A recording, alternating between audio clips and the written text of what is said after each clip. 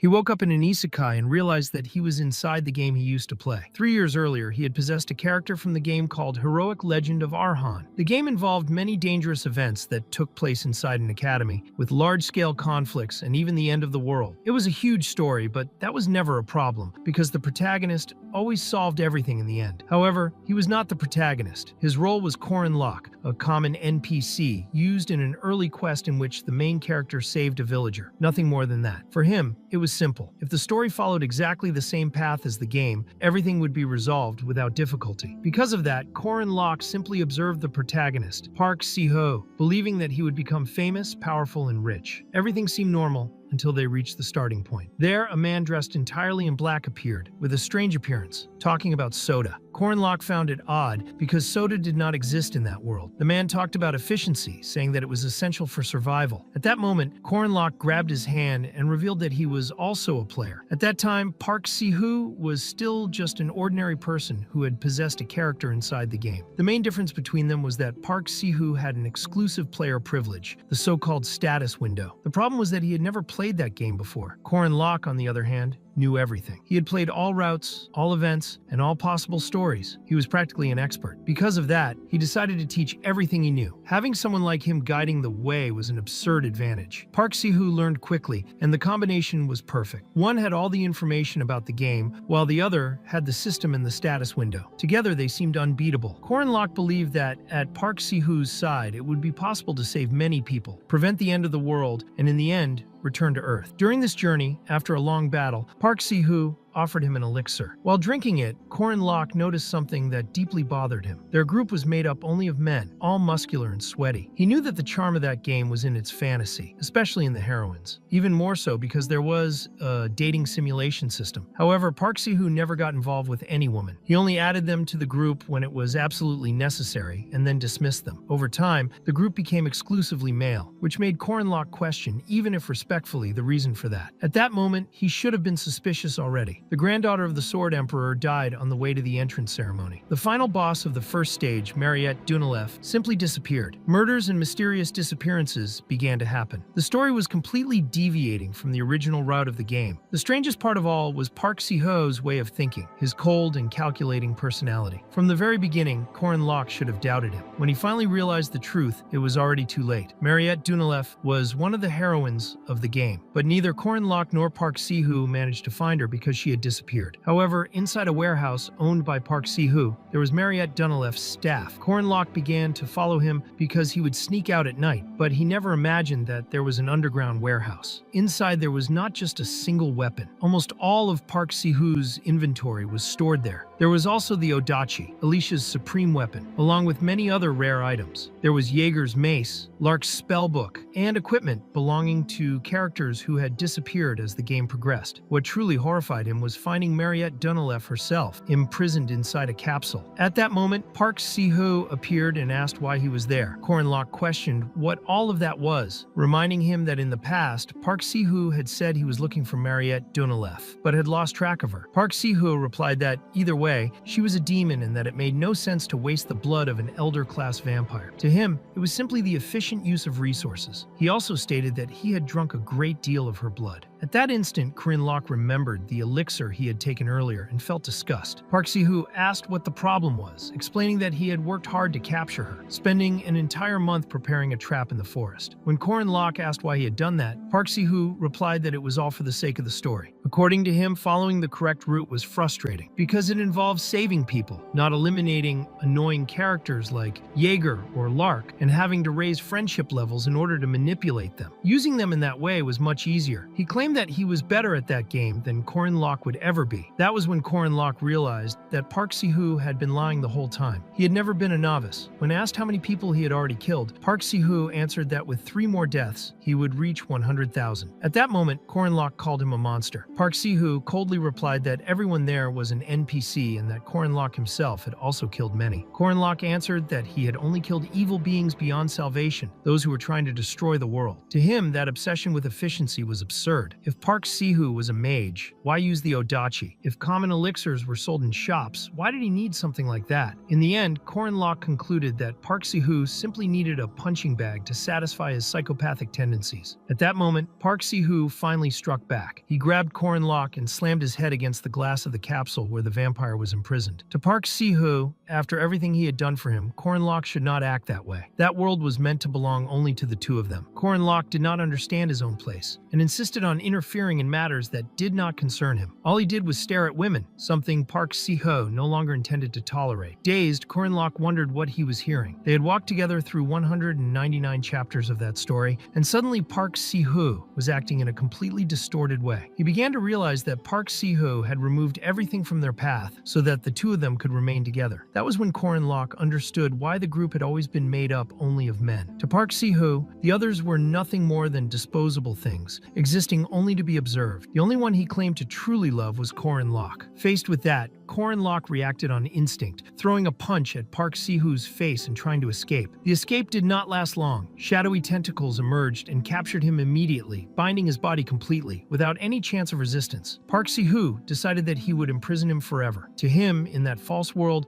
Locke was the only real thing that existed. After that, Locke was sealed inside Park Sihu's inventory. Before leaving, Park Sihu promised that he would return. As soon as he finished that game, they would stay together forever. Trapped inside the inventory, Locke realized that the final stage had been initiated by Park Sihu. He already expected Park Sihu to win. From the beginning, he had always killed everything on his own. He was absurdly strong and powerful. Even so, Locke wondered what would happen afterward. Then the system announced that the player had died, the challenge had failed, and the game had been terminated. Locke was shocked to realize that Park Sihu had lost. In the next instant, he woke up again at the exact same moment he had arrived in that world. He had regressed 3 years in time, precisely to the day when everything began. This time, however, his objective was clear. He needed to kill a player. He needed to kill Park Sihu. There was an event that Locke had never been able to forget, the incident of the Rotion River flood. During a conquest mission against aquatic monsters, a dam collapsed and swept an entire village off the map. Thousands of monsters and people drowned. Faced with that horrific scene, Park Sihu simply laughed. At the time, Locke did not understand the reason for that. Only later did he realize that while people were dying, Park Sihu saw nothing but an opportunity to monopolize experience. He concluded that that demon had been responsible for nearly 100,000 deaths. This time, however, he would not allow it to happen. At the moment of regression, Park Sihu was still only rank 5, the same level as Locke. All player strengthening factors were concentrated at the Merkaba Academy. After entering it, Park Sihu would become much stronger. He was not yet a monster, but he would certainly become one in a short time. The Academy entrance ceremony would take place in 5 days. Locke had no time to waste. He began by collecting basic ingredients, especially mushrooms, knowing that this was the only chance he would have to kill Park Sihu before it was too late. Meanwhile, during the tutorial mission, a carriage on its way to the Academy broke down in the middle of a forest infested with monsters. The players had to join forces with the guards and protect them until the repairs were completed. Park Sihu was there, pretending to be kind and helpful. The carriage was repaired without any problem,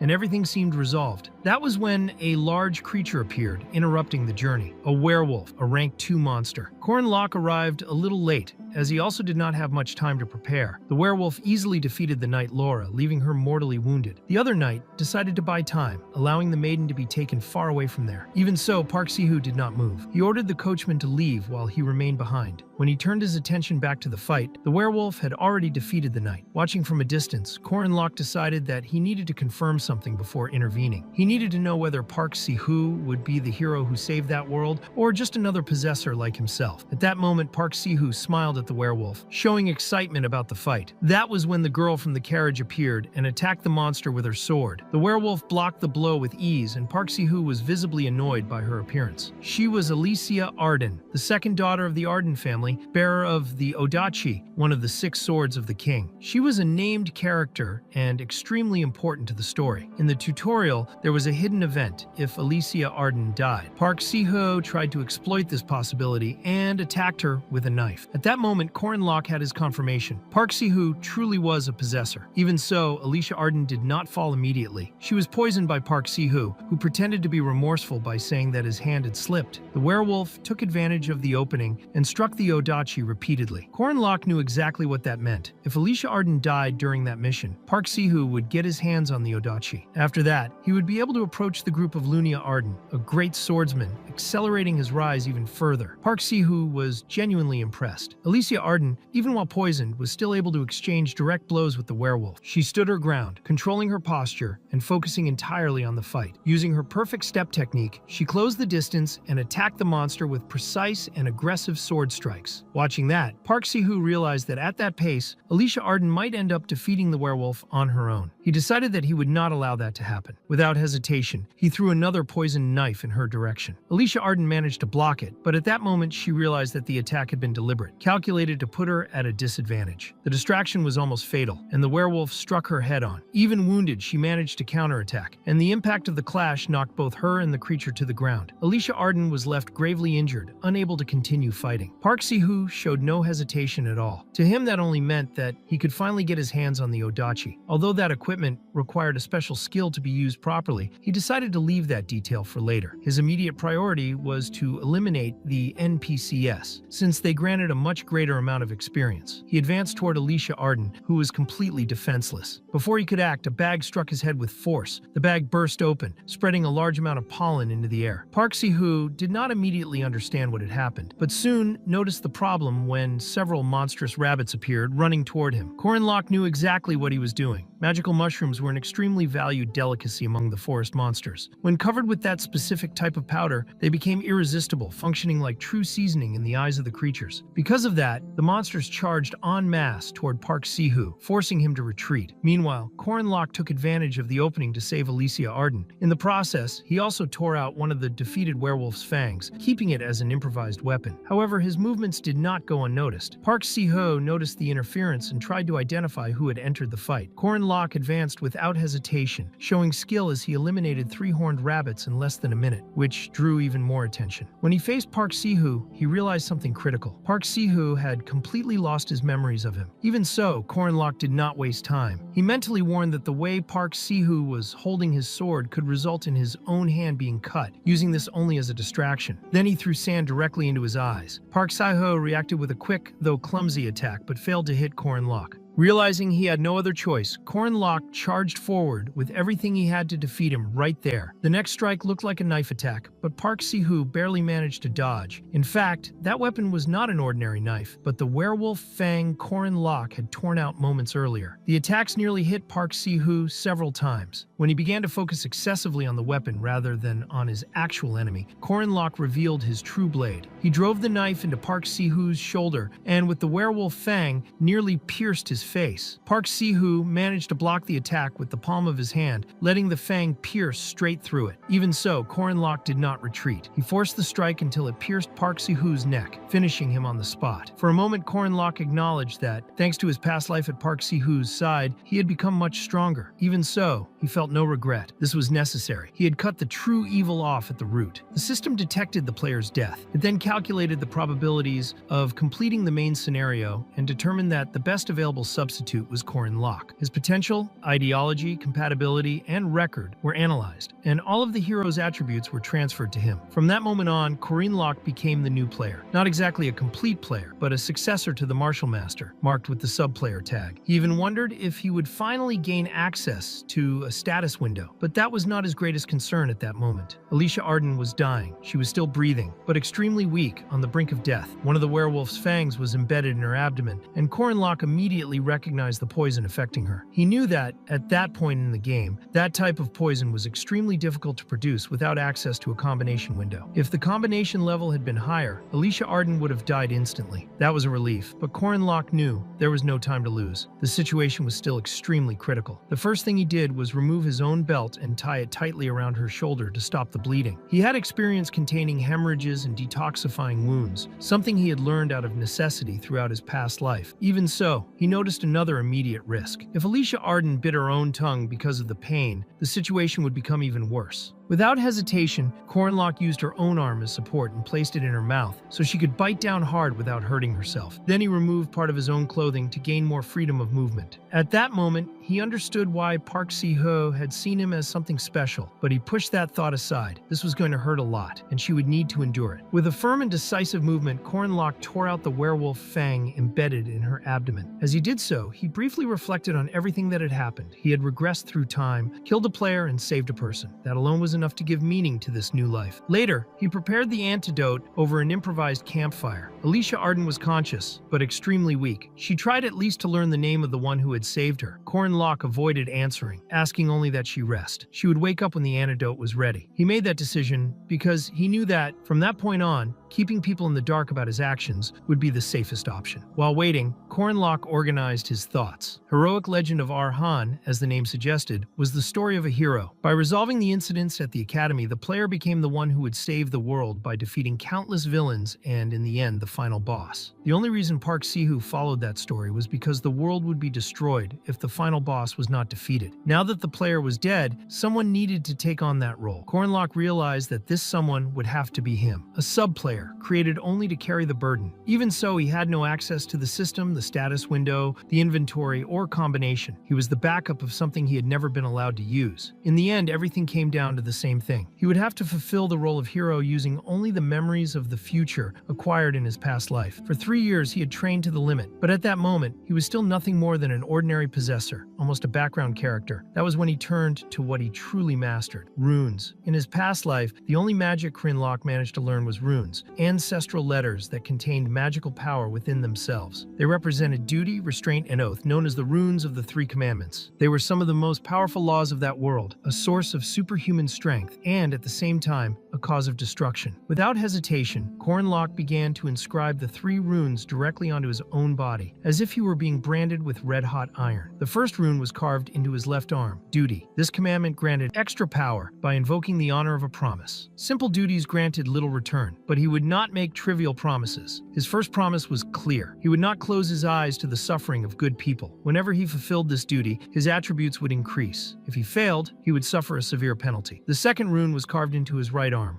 restraint. From that moment on, Cornlock lost the ability to perceive spirits. In that world, everything emanated spiritual perception, including astral beings such as ghosts and formless spirits. Since these beings could only interfere after mutual recognition, they would not be able to affect someone without spiritual perception. Disobedience to this commandment would result in a massive increase in damage received, but in exchange, he gained a large increase in hit rate against material beings. That restraint, in practice, became a shield. Finally, he carved the rune of the oath into his chest. This was the most dangerous commandment of all. Neither he nor Park Si-ho had dared to use it in their past lives. Even so, Park Si-ho, despite using everything the system offered, had failed. Therefore, Cornlock decided not to worry about the consequences. He made the heaviest oath possible. He promised to save that world, the greatest ambition, the greatest risk. If he failed, he would die. With that, the 3 commandments were completed. Sometime later, Alicia Arden awakened in the infirmary of Merkaba Academy. Confused, she tried to find out where the person who had brought her there was. The nurse explained that her guardian had left shortly before. Alicia Arden accepted the answer, but when she looked for her belongings, she noticed something important. Her savior's bag was still there. Cornlock's belt was still stained with blood. Upon noticing this, Alicia Arden asked the nurse if there was any place there that sold honey chocolates. The nurse explained that, for now, she could only consume soup as she was still recovering. 3 days after the end of the tutorial, the day of the entrance ceremony at Merkaba Academy finally arrived. Cornlock was gathering everything he needed for admission when he noticed something strange inside his wallet. There was a letter there. It was a letter from his mother. In the letter, she said that she was very proud of him. She said that he had become a wonderful man, someone who would protect many people in the future. Cornlock remained silent for a few moments, wondering exactly when she had placed that letter there. The NPC Cornlock was originally just an ordinary and incompetent child. Even so, he had a family. When Cornlock took over that body, his behavior changed and became strange and unfamiliar. But even then, his family never treated him differently. That was how he began to love them. He began to love that family of that world. That was the fundamental difference between him and Park Si-ho. Upon arriving at the gondola station that led to the academy, a woman welcomed the new students. She asked if Cornlock was also a student and commented that he was very tall, someone who looked well fed. Shortly afterward, he ended up boarding the same gondola as her. During the ride, the The woman began explaining various things about the academy, acting almost like a guide. That woman was Mariette Dunaleff, a first-class second-year student, a mage of Merkaba Academy, blessed by all and walking along a wide and promising path. As time passed, however, that world would be marked by tragedies and misfortune. There were depths of despair waiting for Mariette Dunaleff in the future. In fact, she was the final boss of the first act of that story. Before saying goodbye, Mariette Dunaleff handed out sweet potatoes to the new students and wished everyone good luck. The players were led to the Great Hall of Merkaba Academy. That was when the magic of spatial expansion began to activate. In an instant, everyone was shocked as space distorted, and they were thrown into an apparently endless abyss. Unlike the others, Cornlock maintained a calm expression. He already knew exactly what was going to happen. The one conducting that process was the old man Haman. The inhabitants of that world had a long history of battles against the tribe of evil, and the most effective weapons against them were superhumans capable of using aura and mana. The place responsible for training these superhumans was precisely the Guardian Academy Merkaba. The first to introduce himself was Professor Fermac Damon, responsible for that year's welcoming ceremony. Upon seeing him, Cornlock felt a strange sense of nostalgia. He truly remembered that man. Fermac Damon explained that everyone there had come to become knights or mages. As soon as they entered the academy, a certificate would be issued. However, he made it clear that acting as if they were already incredible was irritating, since most of them were still nothing more than complete incompetence. The academy wanted to see each person's ability in practice. When Cornlock analyzed his own record, he realized how bad it was. His aura ranking was low, his mana ranking was extremely low, his skills were non-existent, and his overall rank was 6. In practice, he possessed the same level as an ordinary person. Fermac Damon explained that this was the overall ranking and ordered everyone to position themselves on the platform corresponding to their level. Naturally, Cornlock was the first to take his place in the 6th rank line. The professor wished him good luck in the battle that would follow. Soon after, everyone was transported. Meanwhile, the female professors observed the entire evaluation closely. One of them commented that there was no need to evaluate the 1st and 2nd rank students, since it was enough to wait until the evaluation of the others was concluded. In the 2nd rank were the granddaughter of the sword genius Alicia Arden, the druid of Yahello and Uel, the sword mercenary Dronzer, and the golem sorcerer Kranel Luden. In the 1st rank, there was only the celestial yaksha Huaren. The professor admitted that she had not even expected him to apply for that test. Another staff member questioned whether that would not be a good reason to also test the 6th rank students, stating that even the 5th rank students did not seem promising, and that it might be better to eliminate the incompetence right away. The professor replied that the director had been clear in saying that all students should walk the path of learning. With that, the staff member agreed and authorized the start of the test. What fell in front of Cornlock was a box filled with weapons. It was explained that in 30 seconds, a swarm of monsters would be released, and that the students should deal with as many of them as possible. Cornlock immediately understood that this was a typical test, in which a person is placed in an environment without resources and forced to fight monsters according to their level. He found the method unpleasant, as always. Most of the students were rank 5 or 6, and probably would not have time to think, grabbing whatever weapon was available, almost always a sword. That was exactly what he had done in his past life. When the first small wolves appeared, rank 5 monsters, Cornlock reflected that swords were popular, but that it took 100 days to master a spear, 1,000 days for a blade, and 10,000 days for a sword. His choice was immediate. He threw a spear at the first wolf he saw, destroying it instantly. Then he reinvoked the spear and did the same to the other 2. He might not have been very strong physically, but he had enough experience to deal with those creatures. After eliminating a few more wolves, Cornlock realized that 12 seconds had passed. For him, that was still far too much time.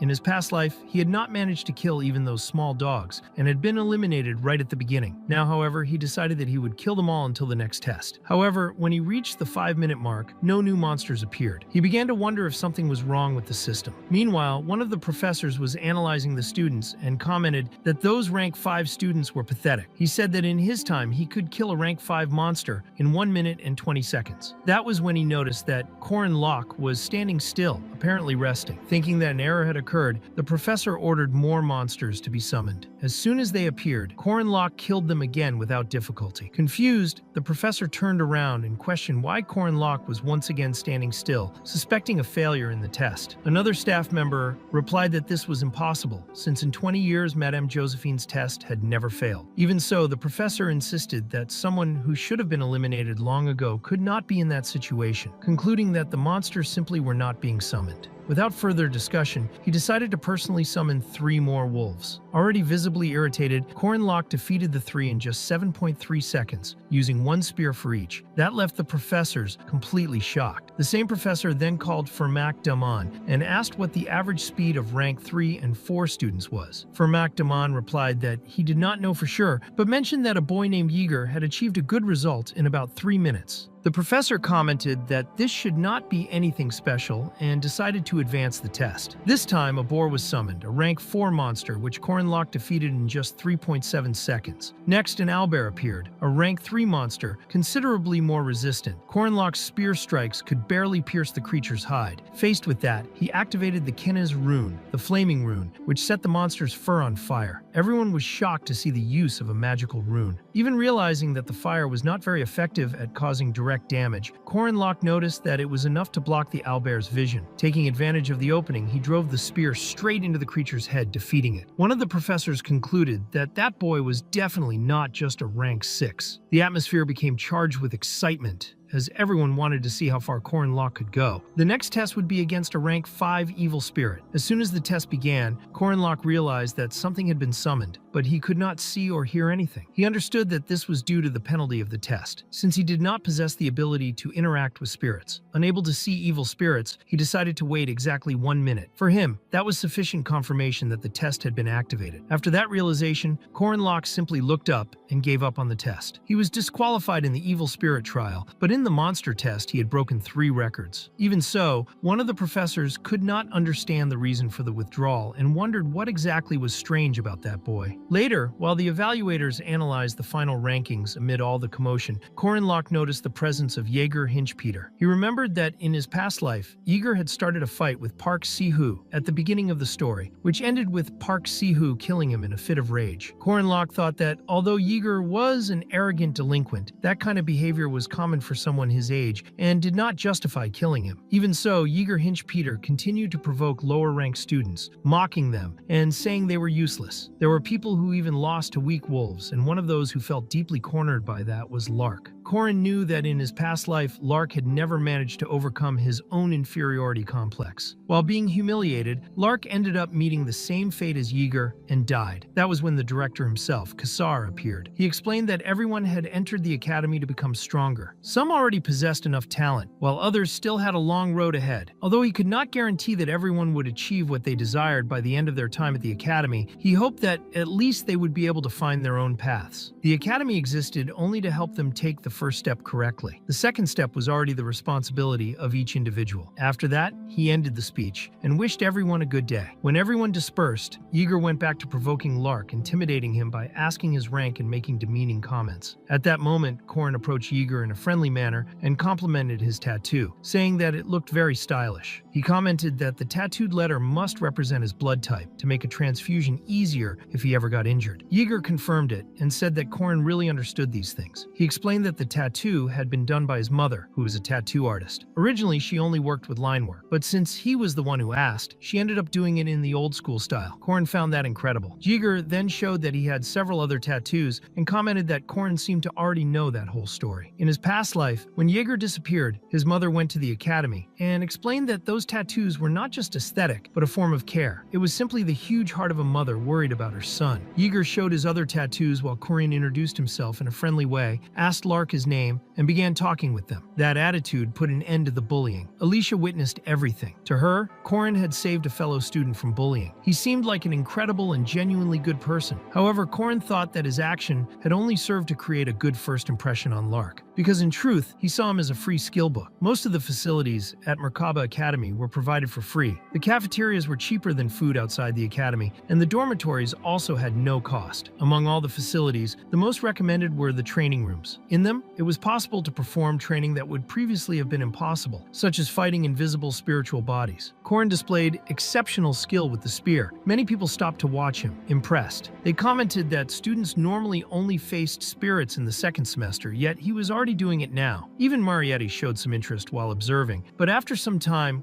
Korin ended up taking a direct blow to the face, realizing that perhaps this was still too much for him. That was when one of the instructors approached. He realized that Korin was a freshman and asked why he was training against a spiritual body. Korin explained that he wanted to improve his spear skills, but internally wondered why that old man had appeared out of nowhere. He feared that something might have gone wrong during the exam. The instructor explained that, in fact, Korin possessed a great spirit. As a gift, he gave him 10 meal tickets and said that Korin could look for him again if he managed to improve even further. Korin did not expect that, but he thought it was good to receive recognition and support from an instructor. After that, he returned to training. He resumed practice, attacking the flying wind spirit quickly. Once again, however, he was hit squarely in the abdomen and fell to the ground. This time it was Mariette who helped him. She approached, asked if it was difficult, and offered him water in a cup. She suggested that he rest a bit, saying that with time, he would get the hang of it. Korin, however, thought that there would be no next time. The next time had already happened 3 years ago. Back then, he had Sihu by his side with status windows, potions, skill books, and combination systems. Now he was completely alone, especially because he himself had killed Sihu. Even so, Korin thanked Marietta for the help and resumed his training. He needed to become the best. First, he had to discover his own limits and then surpass them. He began using various techniques he had learned in his past life, such as the Dark Serpent Thrust, the Tiger Wind Strike, the Blocking Counterattack, the Returning Heaven Spin, and the Mountain Throw. Before, he had not possessed a strong body nor great magical power or aura. The information about Park Sihu as a player had been extremely useful. To face monsters and geniuses, he had needed to work harder than anyone else, and the years of effort would never betray him. He used the Dark Serpent Thrust again, which pierced part of the spirit but did not hit it completely. Mariette noticed that he had simply thrown the spear. When it seemed that he had given up, she was surprised to see Korin recover the weapon in midair. He used the Creeping Serpent Strike and hit the spirit directly, causing a large magical explosion inside the training room. Words like strong or exceptional sounded far too cliché to describe him. Only sincere admiration passed through Mariette's mind. She was extremely impressed, thinking Korin was incredible. However, from the impact of the explosion, he was thrown upward and fell with full force onto the floor of the training room. Korin realized that he had pushed past his physical limits, at least with his current body. The next morning, Mariette was showing the school facilities to the freshman students. Korin was still badly injured and completely bandaged because of the previous training. As he observed his own condition, he concluded that to fight properly, strengthening his body was the most urgent issue. To increase his physical capabilities without relying on Sihu's elixirs, there was only one path: the commandments. He then remembered one of them, which said not to close his eyes to the misfortune of others. Following that thought, Korin approached the solitary Lark, interested in talking about grimoires. A grimoire was basically a skill book, a powerful artifact that allowed one to acquire a specific magic or trait simply through reading. The library of Merkaba Academy was comparable in size to the academy itself, accumulating and transmitting the knowledge of humanity for generations. Even so, Korin thought that all that grandeur was just a facade. To him, the true purpose of that place was to hide grimoires. Lark began to help him locate those grimoires, reminding him that he needed to keep his promise. Korin agreed, stating that as long as the conditions were met, he would gain access to the grimoire with the registered traits. He knew that Lark was extremely hardworking, an intellectual and exemplary student, someone who memorized countless types of magic and stored them in his spellbooks. Even so, Korin understood that regardless of how many spells were memorized, it would be difficult to use them all if the mage's mana level and capacity were low. With a grimoire, however, the situation was completely different. While Korin threw several books onto the floor, Lark asked him to stop fooling around. In reality, that was part of a mechanism that activated a secret passage. Lark questioned how Korin knew about the existence of that place, but Korin simply continued forward through the hidden corridor. When they stopped halfway, Korin decided that it was time to fulfill the promise. They shook hands. Lark believed that he would help repel evil spirits, but suddenly Korin struck him hard, knocking him unconscious. That marked the true beginning of the plan. Korin initially intended to help Lark, but he also needed to complete a mission. If he managed to capture the evil spirits in that place, he could obtain the secret piece he desired most. The problem was the presence of a special evil spirit, Duke Sabancia. That mission had been created to be impossible to complete. The challenge was to capture a special evil spirit instead of a common one, even though Korin could not even see it. In addition, the spirit attacked directly,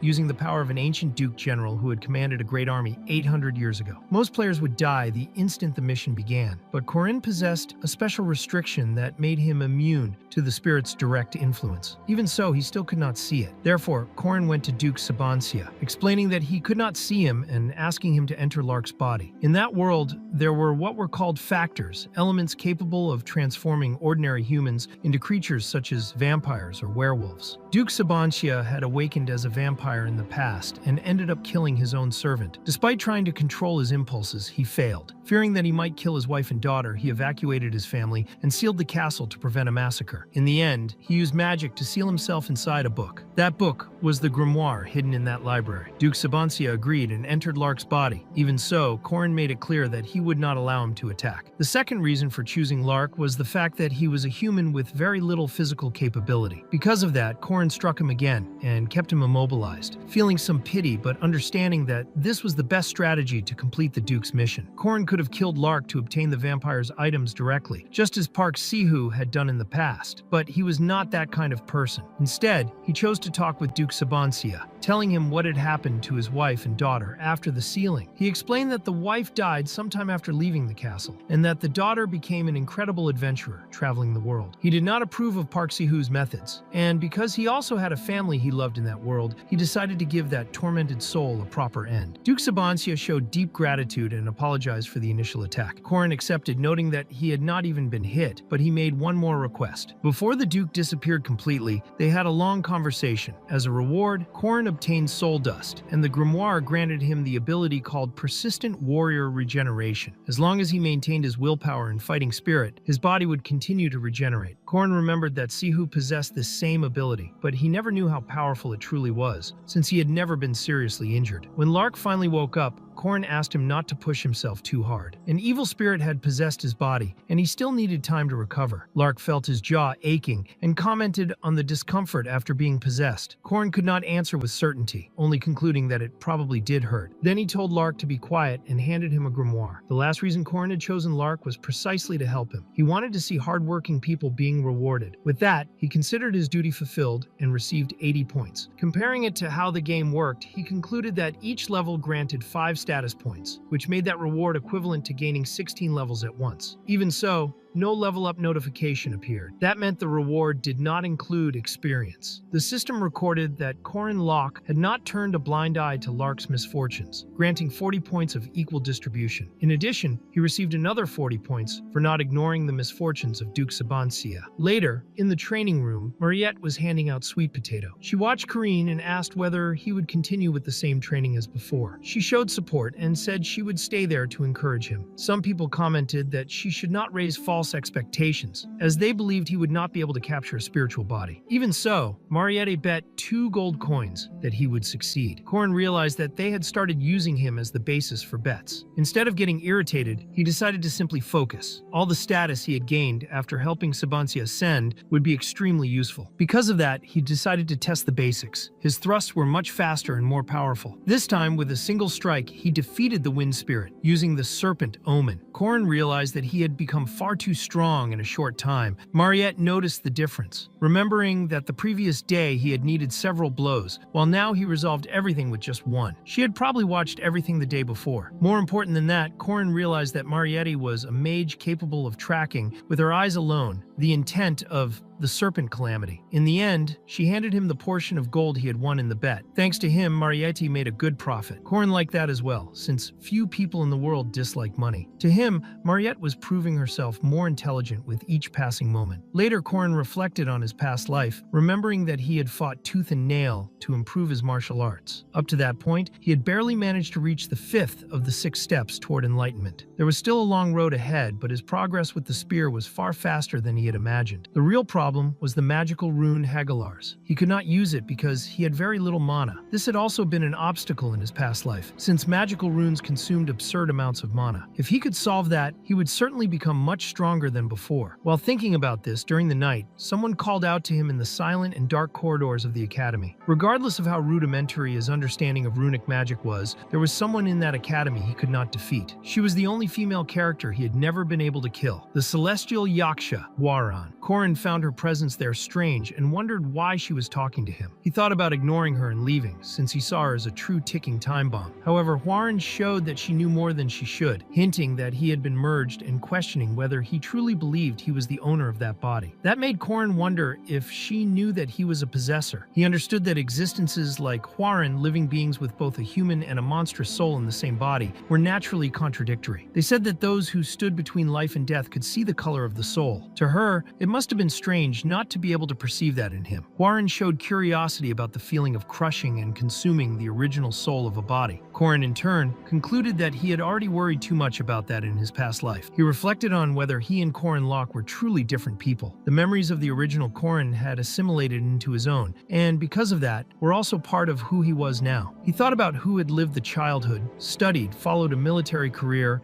and built an entire life before. All of that seemed confusing and meaningless. Still, he realized that for someone like Hwaran, the situation was different because the original still remained inside that body. Hwaran stated that the true owner of that body was not Korin and that he was merely a thief without that right. Korin, however, reflected on a story from a region near his homeland, where there was someone who turned into a green giant whenever he became angry, called Bruce Benner. The curious part of that case was that the two personalities opposed and hated each other, yet still coexisted. It worked precisely because each was good at different things. What Korin wanted to say was that regardless of whether the original soul had been newly formed or not, both possessed distinct characteristics and coexisted. Like it or not, they were born within the same body, and there was no sin in simply being born. Hwaran, however, believed that for some existences, being born was indeed a sin. 3 years ago, Korin could still understand the agony of that child. Now, however, he simply ignored that kind of thought. The next day, Korin headed to the south side of the academy. He left the dormitory before the birds even began to sing, announcing the start of the weekend. Motivated by the mission board, small and large missions serve to level up and prepare students for the next main mission, becoming a necessary path for progress. However, that was not his main objective at that moment. He just wanted to test something. That was when he noticed Alicia walking right beside him. Korin thought that he did not have much information about her. In his past life, Sihu had completely ruined her fate, and the memories he had did not match what he was seeing now in the game. Korin realized that Alicia had been doing missions since the first week. Based on her rank, there should have been no need for that, but she explained that she needed money. The academy did not offer a support fund because her family income was among the 10 highest. Korin found that similar to the scholarship system in Korea, where students from wealthy families received no aid. In addition, Alicia's parents were permissive and gave her no money at all, which put her in a difficult situation. Korin then suggested a patrol mission, since the cost-benefit was good. Alicia commented that the mission accepted up to 3 people and asked if he would like to go along. Korin refused, explaining that he had another mission in mind. For him, that weekend would serve to separate the wheat from the chaff. He chose a simple mission, to find a 2-year-old butterfly cat. The experience and payment were low, but that did not matter. The true objective was to fulfill a commandment. By saving and returning the butterfly cat, which had nearly died at the hands of aquatic monsters, he managed to prevent the owner's misfortune. As a result, he returned the animal and received 5 equally distributed points. That confirmed that the commandments really worked even in small missions. After that, Korin continued carrying out missions to accumulate more points, almost forgetting about a mission even more important than scoring. Meanwhile, in a restaurant, a man was extremely irritated. He had prepared a sauce with more than 10 ingredients, including garlic, carrot, and pepper, but nothing seemed to satisfy his desire to make a truly delicious chicken. That was when Korin appeared and suggested adding starch syrup. Then he left. The restaurant owner found it strange, but decided to test it. To his surprise, the sauce became exceptionally tasty. As he left the restaurant, Korin thought that this was exactly the mission he needed to resolve, since for the Koreans of that world, surviving without delicious chicken would be unthinkable. He received another 5 equally distributed points. Korin did not imagine that the commandments would apply even to situations like that, which made him extremely excited. Meanwhile, Hwaran watched that strange individual from a distance. A teacher approached and said that she would need permission to leave the academy, but Hwaran simply turned away, remembering what Korin had said. There was no sin in being born. Even so, the words of other people echoed in her mind, claiming that she should never have been born. Later, in the hunting field, the teacher announced that the first-year students would be evaluated through their survival tactics. Those who managed to reach the cabin to the north at the end of the forest would pass. Everyone put on their rank armbands. Depending on the time it took them to arrive while using the armbands, they would receive fewer points. These points could be exchanged for prizes. Corin noticed that Hwarin was not there. That did not surprise him, since she did not usually participate in that kind of practical activity. When Alicia approached, Corin asked whether she had managed to complete any mission. She confirmed and explained that, thanks to his help, she had finally gathered enough funds for her expenses. Corin then offered a sweet he had brought, warning that it was extremely sweet. Alicia realized it was a honey bomb, something she loved. At that moment, Josephine used her magical whip to begin the field test. Corin thought that he had already seen every kind of mage, but creating a special magic capable of encompassing so many people at the same time was something only Josephine, the Great Witch, could do. Corin was thrown into the middle of the forest and soon noticed two students fighting each other. The hunting field was an important event in which even professionals needed several attempts to achieve good results. It was a total battle system where each participant started in a random location and needed to accumulate points by stealing the armbands of others. Corin could even get involved in the nearby fights, but decided not to waste time there. For him, the most dangerous person at that moment was Alicia, a high-ranked knight with a blue armband. Since Hwarin was not present, he believed that dealing only with Alicia would be manageable. She did not know it,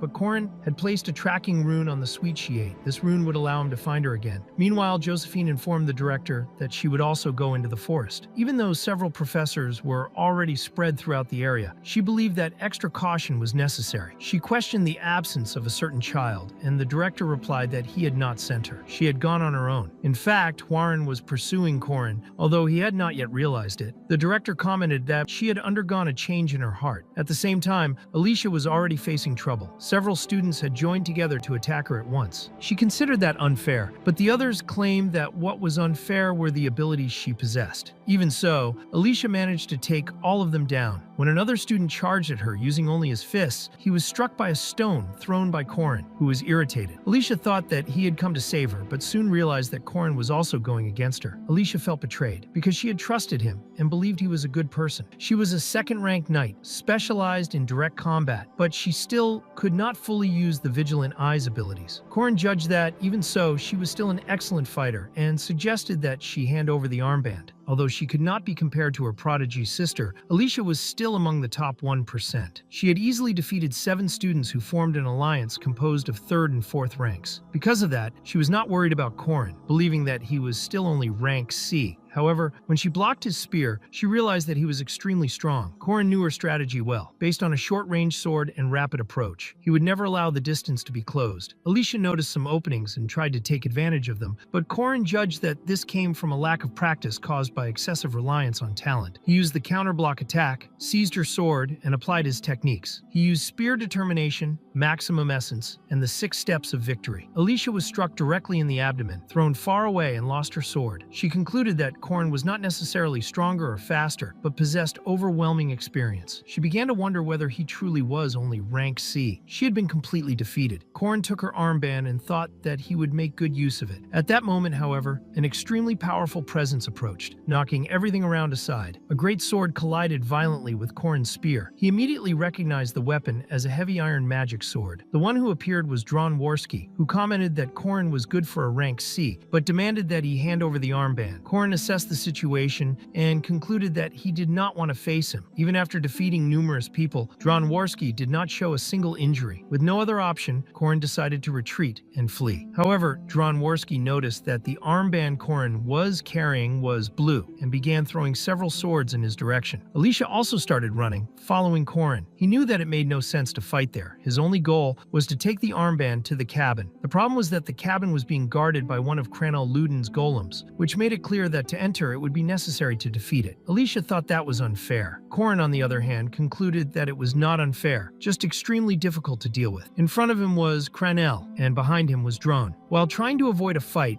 it became clear that he would have to face 2 named students at the same time. With no other choice, he raised his spear with relentless determination. If he could not avoid combat, then he would give his best until the end. Later, someone knocked on the cabin door. It was Corin Locke, the first-place finisher, carrying 3 blue armbands. The person in charge commented that it had been impressive, and Corin replied that he had been lucky. After taking down Cranel, Alicia thought that his performance had truly been remarkable. He pierced through the core of the magic sword before it reached its maximum potential. To prevent Dron from using telekinesis, he drove one of his swords into the ground and guided the others directly toward the golem, using the creature itself against its controller. In this way, Dron was forced to neutralize the golem. Alicia was impressed not only by his reaction speed, but also by his judgment and psychological control. He seemed like a soldier who had fought countless wars. As she recalled his words, she realized that she had not trained enough because she trusted herself too much. Dron was also impressed by that boy, while Crenel, poor thing, remained sprawled on the ground. When Crenel was defeated, Corin explained that golems are large targets for small but powerful opponents, and that in his place he would have sought an ally to protect the rear. Crenel admitted that he had no friends, and Corin simply wished him good luck, leaving him there alone. On that day, 3 named first-year students would remember Corin Locke, each in their own way. Among the remaining participants, the strongest person was the druid Yahello,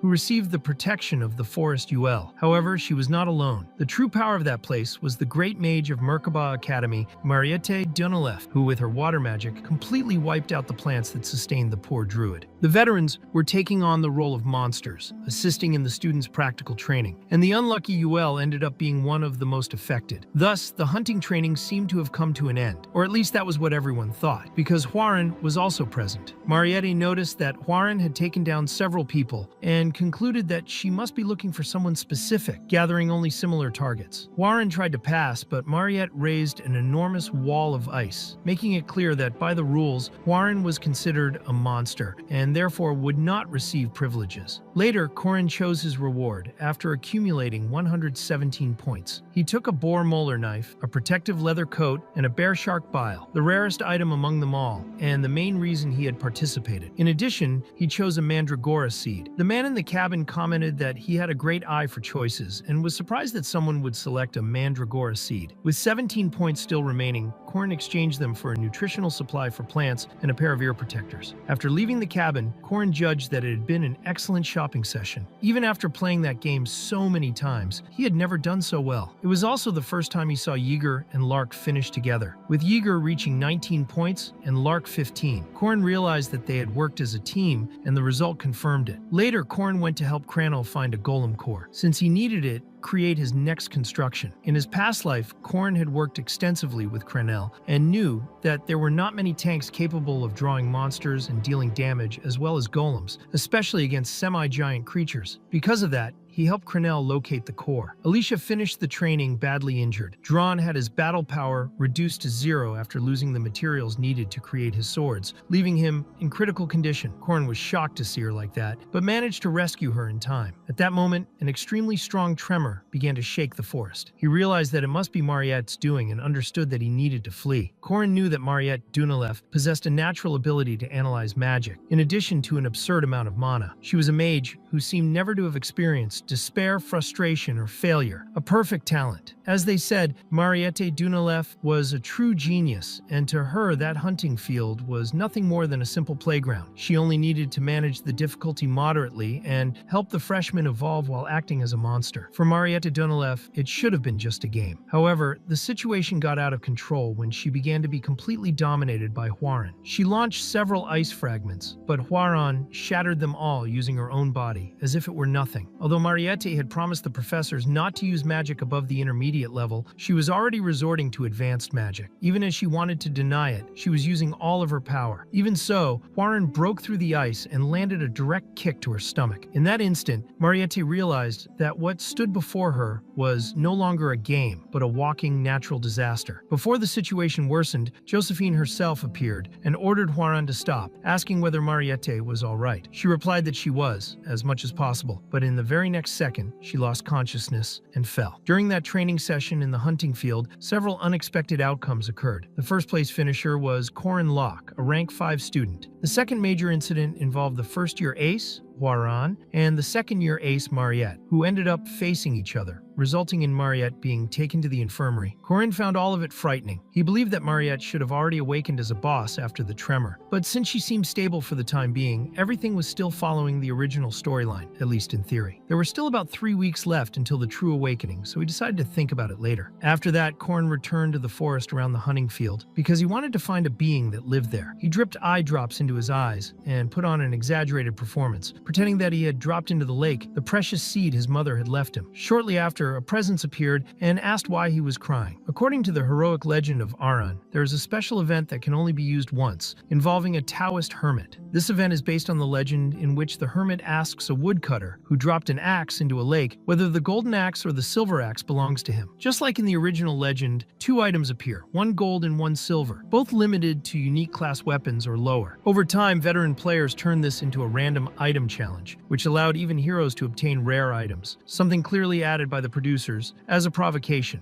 When the hermit asked whether the golden seed was his, Corin denied it. When he asked about the silver one, he denied it as well. Corin reflected on how insane it would be for someone to throw a mandragora seed bought with great effort for 100 points into a lake. Because of that, the hermit concluded that the common seed must be his. Corin confirmed it, recognizing to himself that the true lunatic in that situation was himself. The hermit praised his honesty and, as a reward, handed over all 3 seeds. Corin thanked him deeply as the hermit departed. After that, Corin laughed quietly because he already knew that this would happen. That location allowed item duplication. The common mandragora seed increased mana, but the gold and silver seeds had special effects. The gold one would generate a mandragora that shone with golden light, while the silver one was a secret piece that could only be obtained through that method. In his last life, Siru had consumed both, but now both belonged to Corin. Later, Corin began to reflect on Mariette and on what would lead her to become the first boss to awaken as a special vampire. This was linked to a mission that would occur in 3 weeks, involving an encounter with the vampire assassin of the City of Mist, John D. He still did not know exactly how the agent of the demonic tribe within Mariette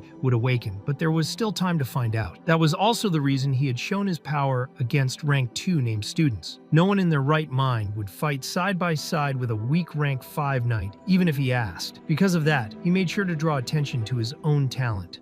Within a week, the named students would be fully recovered, and then he would propose forming a group. Corin would have to face the first boss of the heroic legend of Aran, the special vampire Mariette Dunalef. There were 3 weeks left to prepare. However, that very same dawn, Mariette awakened. One of the female students asked how Mariette Dunalef was doing and whether her throat had recovered. It was explained that the first outburst had needed to be contained. Corin Locke thought that if he had enough preparation and faith, he would be able to save her. He believed that he could still save a girl from her misfortune. Until then, Corin decided that he would train Alicia, hire the sword control mercenary, and convince the druid Yahello to join him. He also intended to get closer to Crenel Luden. Everything seemed perfect. If he prepared properly, it would be like taking candy from a child, as long as no unexpected variables appeared. However, at that exact moment, an unexpected variable was unfolding. Mariette was about to bite her own friend's neck, acting like a vampire. The next morning, Josephine commented that she should not have sent Huaran on that mission. If Huaran wanted to learn anything, she would have to receive private lessons. Meanwhile, Huaran stared out the dormitory window, seriously considering whether she should jump over the wall. That was when Corin appeared, hanging from a tree near the window. He asked her to open it and showed that he had brought a small cake. Huaran remembered that visits were against Academy rules. Corin argued mentally that he was not invading anything, just hanging from a tree, and that Josephine was not even present at that moment. He noticed that Huaran had no visible scars. She had been forbidden to go out and to receive visitors because of what happened in the hunting field. Corin understood Professor Josephine's concern. After all, Huaran was a special demi-human. Even so, Huaran explained that Josephine had not only gone out, but had been gone for more than 4 days. The information shocked Corin so much that he actually fell from the tree. Even so, he quickly recovered thanks to a warrior's persistence and decided that he would see her later. He ran off because if Josephine had left the most dangerous person in the academy alone, something very serious was happening. The most skilled teachers were on the move. At the same time, Kryn had his request for a visit denied. There was a guard in the infirmary, something far too strange to ignore. He tried to justify his presence by saying that Josephine had asked him to bring something to eat and drink. The guard believed him, thinking that she really took good care of those under her responsibility. Even so, the request to visit Mariette was denied. Isabel, who was supposed to be under protection, had disappeared, and the mere presence of a guard in the infirmary already raised suspicions. The more Corin thought about it, the more uncomfortable he became. There was a rune hidden in the sandwich. When the guard ate it, he felt immediate nausea and ran to the bathroom. Corin entered the infirmary right after, wondering if this was really happening. Everything was happening almost a month earlier than expected. He hoped that his suspicions were wrong. The person lying in the infirmary was not Mariette, but Isabel. When he saw the vampire marks on her neck, Corin had no more doubts. Mariette Dunilev had awakened as a vampire boss 3 weeks earlier than planned. To defeat Mariette, the final boss of the first act, there were 4 strategic phases. The first dealt with the monster horde. The second involved trapping her with magic circles and dealing continuous damage. The third was facing a crazed enemy of the Blood Realm. After knocking her out, the final phase followed, the core of the attack. Even without the main player, a combination of the named first-year students would normally be enough. However, Alicia was injured because of him. Dron had his weapon broken because of him. Crenel had his golem destroyed because of him. All the named first-year students were out of combat because of his own actions. In the original storyline, after finding the vampire killer of the City of Mist, Mariette attacked her roommate and went insane. In his last life, they waited beneath the dormitories to intervene quickly. On that occasion, Park Si-hoo had deliberately let Mariette go in order to capture her later. Now, because of Corin, everything had turned into complete chaos. Alicia had broken bones in several parts of her body. Crenel's golem had been destroyed, making him useless until it could be rebuilt. Corin even thought about Hwarin, but he could not predict how the situation would unfold with her. There was no choice left but to rely on Dron. Dron refused at first, reminding him that the rule of mercenaries was not to take part in a fight that could not be won. Without his sword, he only had his own hands. Then Corin offered 20 gold coins, in addition to soul dust with 100% purity. The payment was enough to convince him. Dron accepted, stating that Corinne was a reliable employer and joined the group. Later, Corinne went to the library to convince Yahello. He mentioned that he had read about the traditional alphabet and the Ogan alphabet, exactly the knowledge he was trying to decipher. If she helped him, he would teach her everything he knew. The druid Yahello joined his group for that reason. Later in the cafeteria, Corin Locke went to Yeager and Lark, the new inseparable duo, to say that he was looking for people to form a group. He made it clear that it would be a difficult mission, with low pay and extreme danger. There was even a real possibility of death when facing a special demon, but if they succeeded, they would gain honor and fame. The two accepted without hesitation. The group now had a secondary damage dealer, a support, and enough people to endure the first phase of the confrontation. Thus, they concluded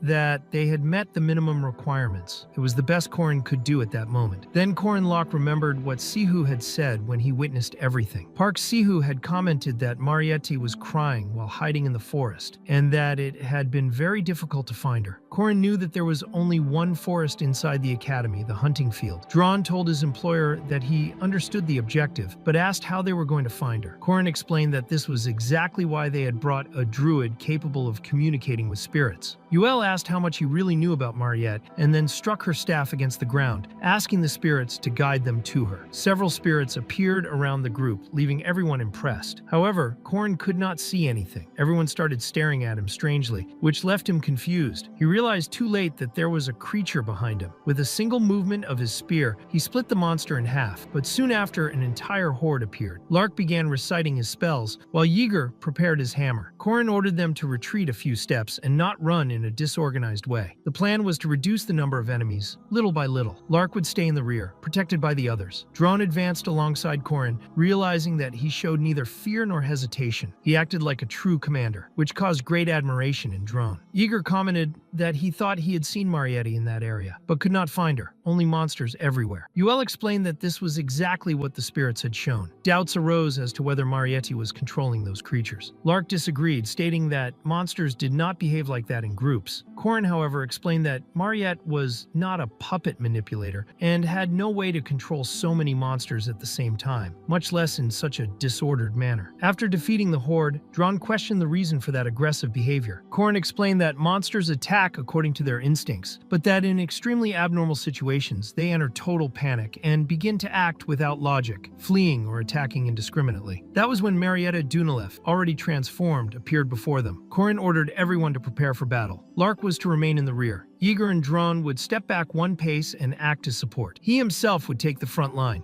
a new mission appeared. The target was Mariette Dunalef. Corrin's attributes increased by 50% due to the influence that this battle would have on the world. His commandments were being strengthened. The first of them was to save that world, and to do so, he needed to stop Mariette. However, this conflicted with another commandment, which stated that he would not turn a blind eye to the misfortune of good people. The scenario was updated. The mission changed from defeating Mariette to saving her. They realized that she was crying, although completely out of control. When Dron attacked with his giant sword, the strike was blocked by a barrier of blood. Lark identified it as a familiar born from vampire blood. The fact that a newly awakened vampire was already able to create an orb was terrifying. Korean explained that there was no reason to panic. Mariette had just been born and still did not possess an adequate source of mana or blood. As long as she was not supplied with her mother's blood, she would not be able to do anything other than block attacks. Dron recalled that the greatest weakness of mages was defense, and that was why Mariette had activated that resource immediately. Then Mariette ordered everyone to disappear from there. She used a blood spell, but Yahello managed to defend the group using the power of the forest. Yahello was in the ideal place to fight. The hunting field was her natural habitat. She activated rapid root growth and the protection of the forest spirits. Even so, the blood bullets almost broke the roots. That exchange alone consumed almost half of Yahello's mana, and she had still not fully recovered from the previous test. Corrin realized that Yahello was reaching her limit. He then took a knife, made a small cut in the nearby wood, and asked her to hold on, because he intended to turn that fight around in 5 minutes. Yahello doubted whether that was not a lie, but she stayed only because of the promise she had made to him. Meanwhile, Mariette continued accumulating even more blood power. In Phase 1, she made the surrounding monsters attack the group. In Phase 2, she began to fight on her own. For everything to work out,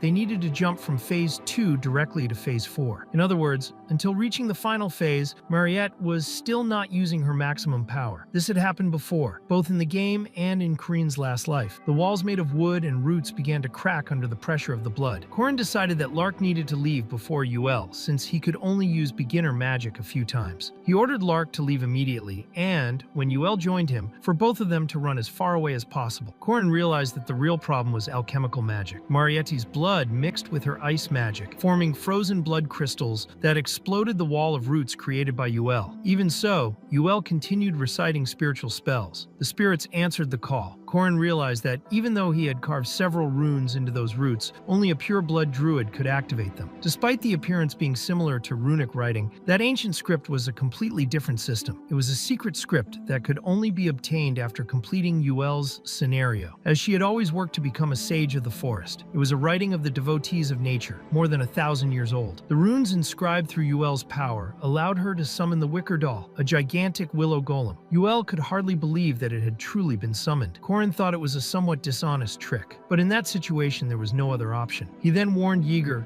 that there was still an owlbear alive among the earlier monsters and ordered that it be thrown together with the Wicker Doll. Everything was already prepared, and no one had noticed. Yeager hurled the owlbear, which collided with the golem and was pulverized. The monster was burned as a sacrifice, serving as fuel for the Wicker Doll. The golem was not affected by either Mariette's blood attacks or her ice attacks, but with every blow it delivered, Yahello felt crushing pressure. Maintaining that summon required absurd power. Korin ordered her to keep controlling the golem, because if she lost control, everyone would die. Heavy and gigantic, the Wicker Doll advanced toward Mariette. She counterattacked with blood spears, but the golem remained standing, blocking everything with ease. The problem arose when it was pierced by a colossal spear. The fire that kept it active was extinguished, and the golem fell to the ground. The only chance Korin knew had just collapsed. This truly was a special level difficulty. Mariette Dunalef revealed her true terror. Yahello became extremely weak, and Korin ordered her to withdraw. Remaining there in that state would only put her in danger. When Yahello retreated, Jagger wondered what they would do alone. Korin concluded that Mariette had already used all her long-range attacks. Now it was time for close combat. He took his spear and charged, closing the distance. Korin, Jagger, and Dron managed to block the next blood spears. Dron in particular tried once again to pierce the blood orb, but failed yet again. This time, however, Jagger managed to help him. Korin hammered the sword as if driving in a nail, shattering the blood orb. In the next instant, however, he lowered his guard, as Mariette's third phase was activated, the blood field. Dron and Yeager were knocked down in the blink of an eye. Korin immediately understood that everyone was trapped inside that field. When the blood orb was destroyed, an automatic trap was activated. The pressure that spread across the area was absurd, almost crushing. Mariette's essence, which until then had maintained only minimal defense, was forced to react. The remaining orb forcibly drained her blood, and from it created a great blood guardian. Corinne was the last one still standing. He had not imagined that it would end like this. Normally, facing that situation would require at least 3 people by his side. Even so, that no longer mattered. He was determined enough to defeat her with his own hands. When one is born human, it is natural to distinguish livestock from people. It is also natural to shrink back and close one's eyes when witnessing the desperate struggle of something that does not want to die. Marietta, however, in that sickened state, felt something strange in her throat. She was instinctively drawn to the neck of someone whose name she did not even know. She bit. Her canines, which had always been there, pierced the skin and reached the veins of that poor girl. The body trembled and struggled to survive, but that did not matter at that moment. Mariette felt no need to look away. The painful sound of moans seemed like a distant melody, while the warm blood flowed to her lips and down her throat. For the first time, she felt sated. When everything ceased and her heartbeat returned to normal, disgust came immediately after. Her body, now full of vitality, seemed to collapse. She realized what she had done. That had not been the hunt of a monster. That had been a crime. She had almost killed her own friend. Upon realizing that she had treated someone dear as livestock, Mariette felt her stomach churn and ran away, trying to distance herself before hurting anyone else. Even so, Corin chased after her. The great blood guardian roared before him and spat several spiked spheres. Corin advanced without hesitation. He executed the 6-step thrust. On the 4th step, he activated the returning heaven spin, cutting all the spheres with a spinning attack. Forced to react, the creature summoned 2 more blood wolves. That was not a problem. Corin had vast experience dealing with wolves. He dodged both attacks and pierced them with his spear, using the mountain throw. It was far too simple. The guardian grew even more furious and accelerated to the point that it seemed to vanish. Corin remained calm. He knew that victory did not mean mastering every technique, but finding a weakness and acting at the right moment. When the opening appeared, he advanced. The spear struck the great guardian's ribs with the crawling serpent strike, followed by the venomous dragon exit. The impact was devastating. The guardian was defeated. The blood field dissolved. The creature weakened, melted, and returned to being nothing more than blood scattered across the ground. Even so, Mariette continued to be possessed by a terrifying power. She had reached her final phase. As soon as this phase began, one member of the group was immediately placed in critical condition.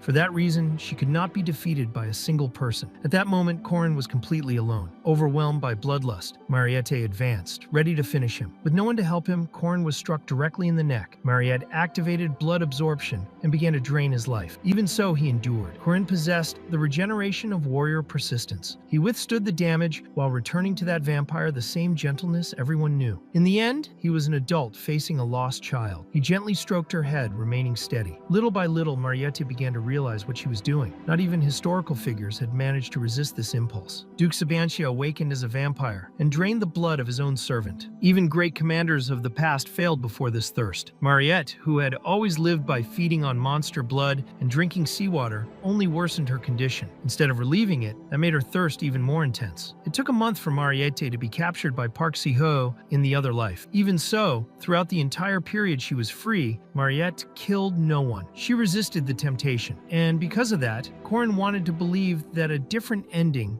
could still exist. When Mariette realized what she was doing, she apologized to her junior. It did not matter how many times Corin had nearly died, nor that she was only a first-ranked mage. The fact that she was a vampire was also secondary to him. Corin did not see her as a mere source of income, as Suro did, but through the teachings of his master, whom he met in that world. That woman, whom he initially despised for being only a game NPC, protected him by saying that he was still just a child. As the chosen successor in her final moments, and as a disciple who studied her teachings, it was natural that Corin now acted like an adult. Because of that, he made it clear to Park Si-ho that he would follow a different path from his. Later, in the special prison created personally by Professor Josephine, Mariette was sitting inside the cage, eating a sweet potato. Even though she was imprisoned, Corin went to visit her. He asked for permission to enter, and the professor asked whether it would be safe. Corin answered yes, and said that he trusted her. Upon entering the cell, Corin asked Mariette to eat slowly so she would not choke. He truly thought her sense of taste would change after becoming a vampire, but it did not. She still loved potatoes. Mariette explained that potatoes had always tasted great, were resilient, and delicious, and that there was no way not to like them. When Corinne approached, Mariette asked him not to come closer, saying that she smelled bad. Corin replied that when she had drained his blood, she had not been clean either. Even so, Mariette stepped back and stayed far away from him, even inside the cell. She confessed that she was afraid, because she thought she would die that day. Corin reflected that he met Hwoarang and ended up awakening something in her. He was the one who changed the fact that Hwoarang would not participate in the hunting field. Hwoarang, by coincidence, met Mariette during training. Hwoarang had to use her true power, which ended up triggering Mariette transformation. Despite everything, Mariette was deeply impressed by Corin. She wondered how he managed to stand up and not give up. Everyone had always mocked him, but he persisted and in the end managed to win. To her, he was incredible. Corin thought that was an exaggeration. He said he was not that impressive and that he simply liked happy endings, where the good guys are rewarded and the villains punished, simple and instructive stories. He said that Mariette was a wonderful person, kind and beautiful, and that he wished she could also have a happy ending. What he truly meant was that he wanted to save her and that he had enjoyed doing so. Mariette became extremely embarrassed. She said she needed to finish washing the potatoes and asked him to leave. Corin agreed without any problem and said he would see her later. Then he left through a portal together with Professor Josephine. Alone, Mariette thought that it had been good to be comforted, but she was still not sure about anything. She did not know if she truly had the right to be happy. Later, Corin reflected that Mariette would be temporarily isolated. This normally happened in the game's story. He believed that this isolation would end soon, as long as the representative Hwoarang went to school without problems. Even if Mariette had awakened as a demi-human, most people would not feel threatened by it. While walking through the corridors, Corin was approached by the headmaster. The man said that this was the first time they had met in person and asked how he was doing. Corin replied that he was doing great. Then the headmaster explained that he wanted to talk about Mariette's case and her punishment. Corin was caught off guard, as he did not expect her to be punished. He tried to explain everything, but the headmaster said that the decision had already been made. Corin still tried to convince him otherwise, mentioning that Mariette was a senior student, but he was interrupted. The headmaster said that it had only been a test and revealed that there would be no punishment at all. He also did not believe that Mariette was dangerous. What he wanted was to observe the attitude of someone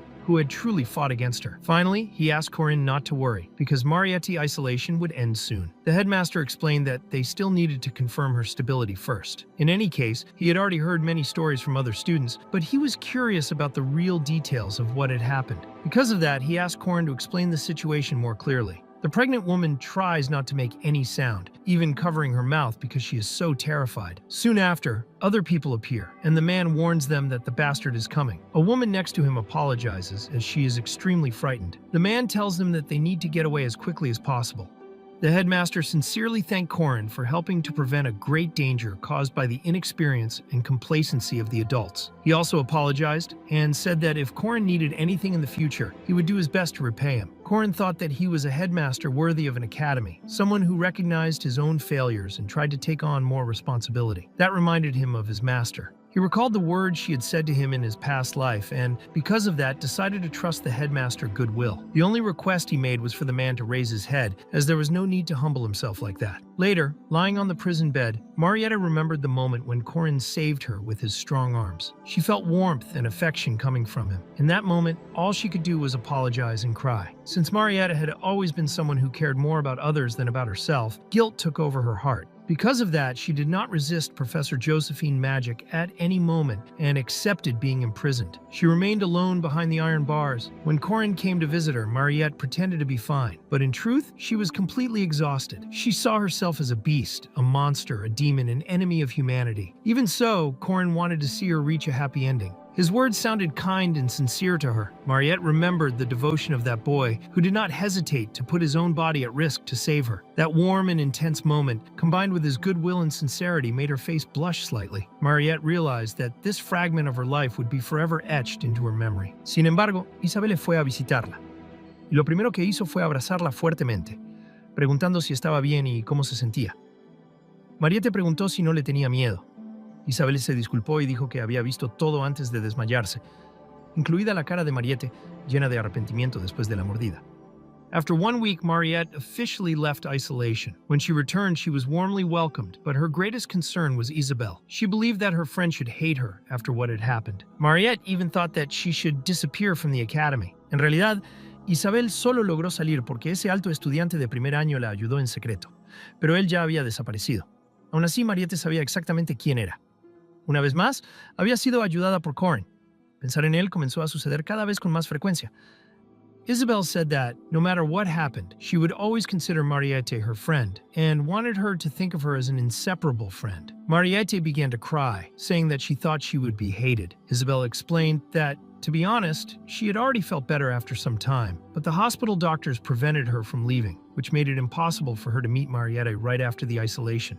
In reality, Isabel only managed to leave because that tall freshman secretly helped her, but he had already disappeared. Even so, Mariette knew exactly who he was. Once again, she had been helped by Corin. Thinking about him began to happen more and more often. That was how the first part of the story came to an end, with a happy ending for everyone. After everything that had happened, Corinne organized a simple and solitary routine marked by the constant repetition of classes lunch, more classes training dinner, and more training. That exhausting schedule was necessary because he needed to become stronger and improve as quickly as possible, especially considering the situation involving the next girl who would appear in his life. As the days passed, he was already able to use new spear techniques with much greater efficiency. The final essence of the Serpent of Calamity and the exit of the Venomous Dragon were visibly more powerful, the result of intense and continuous training. During one of those days, Mariette appeared and was impressed by how much Corin had pushed himself. She clearly noticed his growth and commented that he had worked hard that day. Corin noticed that Mariette had returned to her routine as if nothing serious had happened, and on top of that, she had brought several foods. There were pancakes, sandwiches, and even pasta, all made from potatoes. Corin felt even hungrier at the sight of it and decided to eat with gratitude. However, when he tried to grab the food, blood began to run down his wrist because of the injuries from training. Mariette had to restrain herself because she was now a vampire. Seeing the fresh blood, her instincts reacted, and she almost lost control, even starting to salivate. To avoid problems, she took out a small bag of blood she carried with her. It became clear that there was a big difference between fresh blood and blood stored in bags. Mariette commented that Corin blood might be especially tasty, but soon realized how strange that sounded and apologized, visibly embarrassed. Corin compared the situation to the difference between organic and industrialized products, or between frozen meat and freshly cut meat. Mariette agreed with the comparison. Corin then joked casually that she was destined to consume only stored blood for the rest of her life, but quickly added that he would not mind if she drank his blood from time to time if she wanted. That made Mariette even more embarrassed. Corin explained that his body would regenerate anyway, and that when she got tired of blood bags, she could look for him or even drink a little right then. Mariette asked him not to say that kind of thing. Trying to change the subject, Mariette handed Corin a gift she had been hiding. She revealed with great embarrassment that it was vampire blood, explaining that it would be good for his body. Corin drank it in front of her, which made her even more flustered. Right after that, the system indicated that he had consumed a second-rank life elixir. Corin's maximum aura increased to 500, and he gained 10 points distributed evenly. He realized the taste was not the best, but he clearly felt his body had grown stronger. Even so, he commented that the elixir was excellent.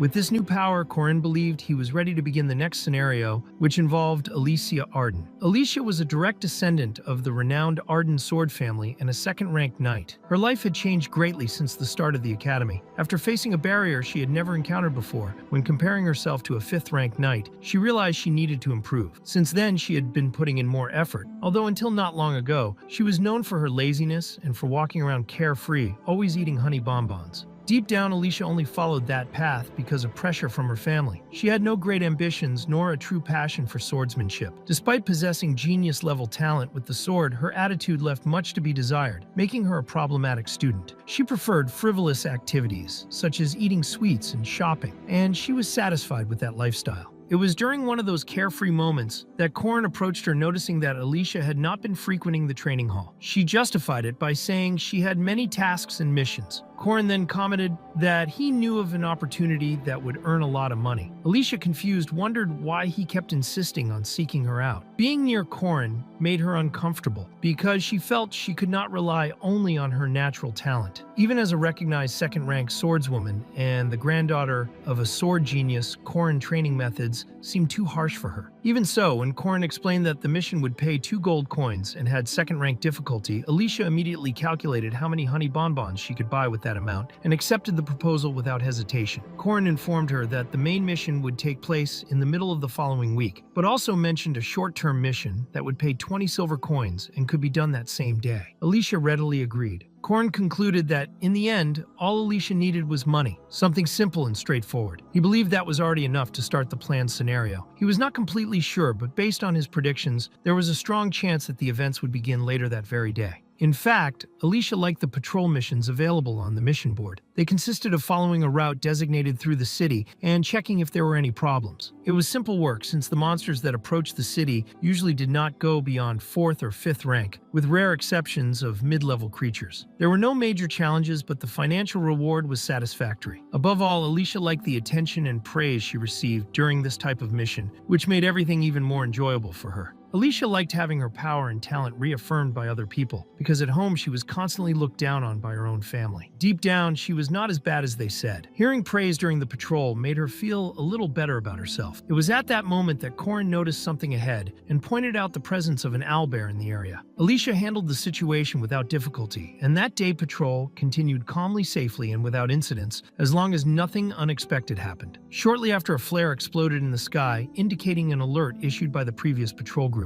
That meant the discovery of a monster nest of at least rank 2. The worrying detail was that it was not a common signal, but a magical flare that could only be seen with special glasses. Realizing this, Alicia became discouraged, understanding that something truly serious had happened. In contrast, the other members of the group became excited, commenting that they had beside them the granddaughter of the sword genius. Corinne concluded that his predictions were correct. The rank 2 monster nest found by the previous group was composed of wolves led by a werewolf. The creature was the same one Alicia had defeated before, even while poisoned, during the incident involving Sihu. This time the werewolf was defeated with even greater ease. However, a new enemy appeared right after that, Dullahan, a rank 1 monster. Upon seeing the Dullahan, Alicia became truly worried. She was not yet fully prepared to face that type of enemy, but even so, she drew her sword and executed the Arden-style single-strike domain rupture. Despite the strength of the attack, the Dullahan, still mounted on his horse, managed to evade and counterattack, grabbing Alicia with his claws made of bone. Realizing she would not be able to defeat it alone, she asked Korn for help. The pride of a warrior was not something Alicia possessed, but one of the soldiers warned that Korn was busy facing another monster at that moment.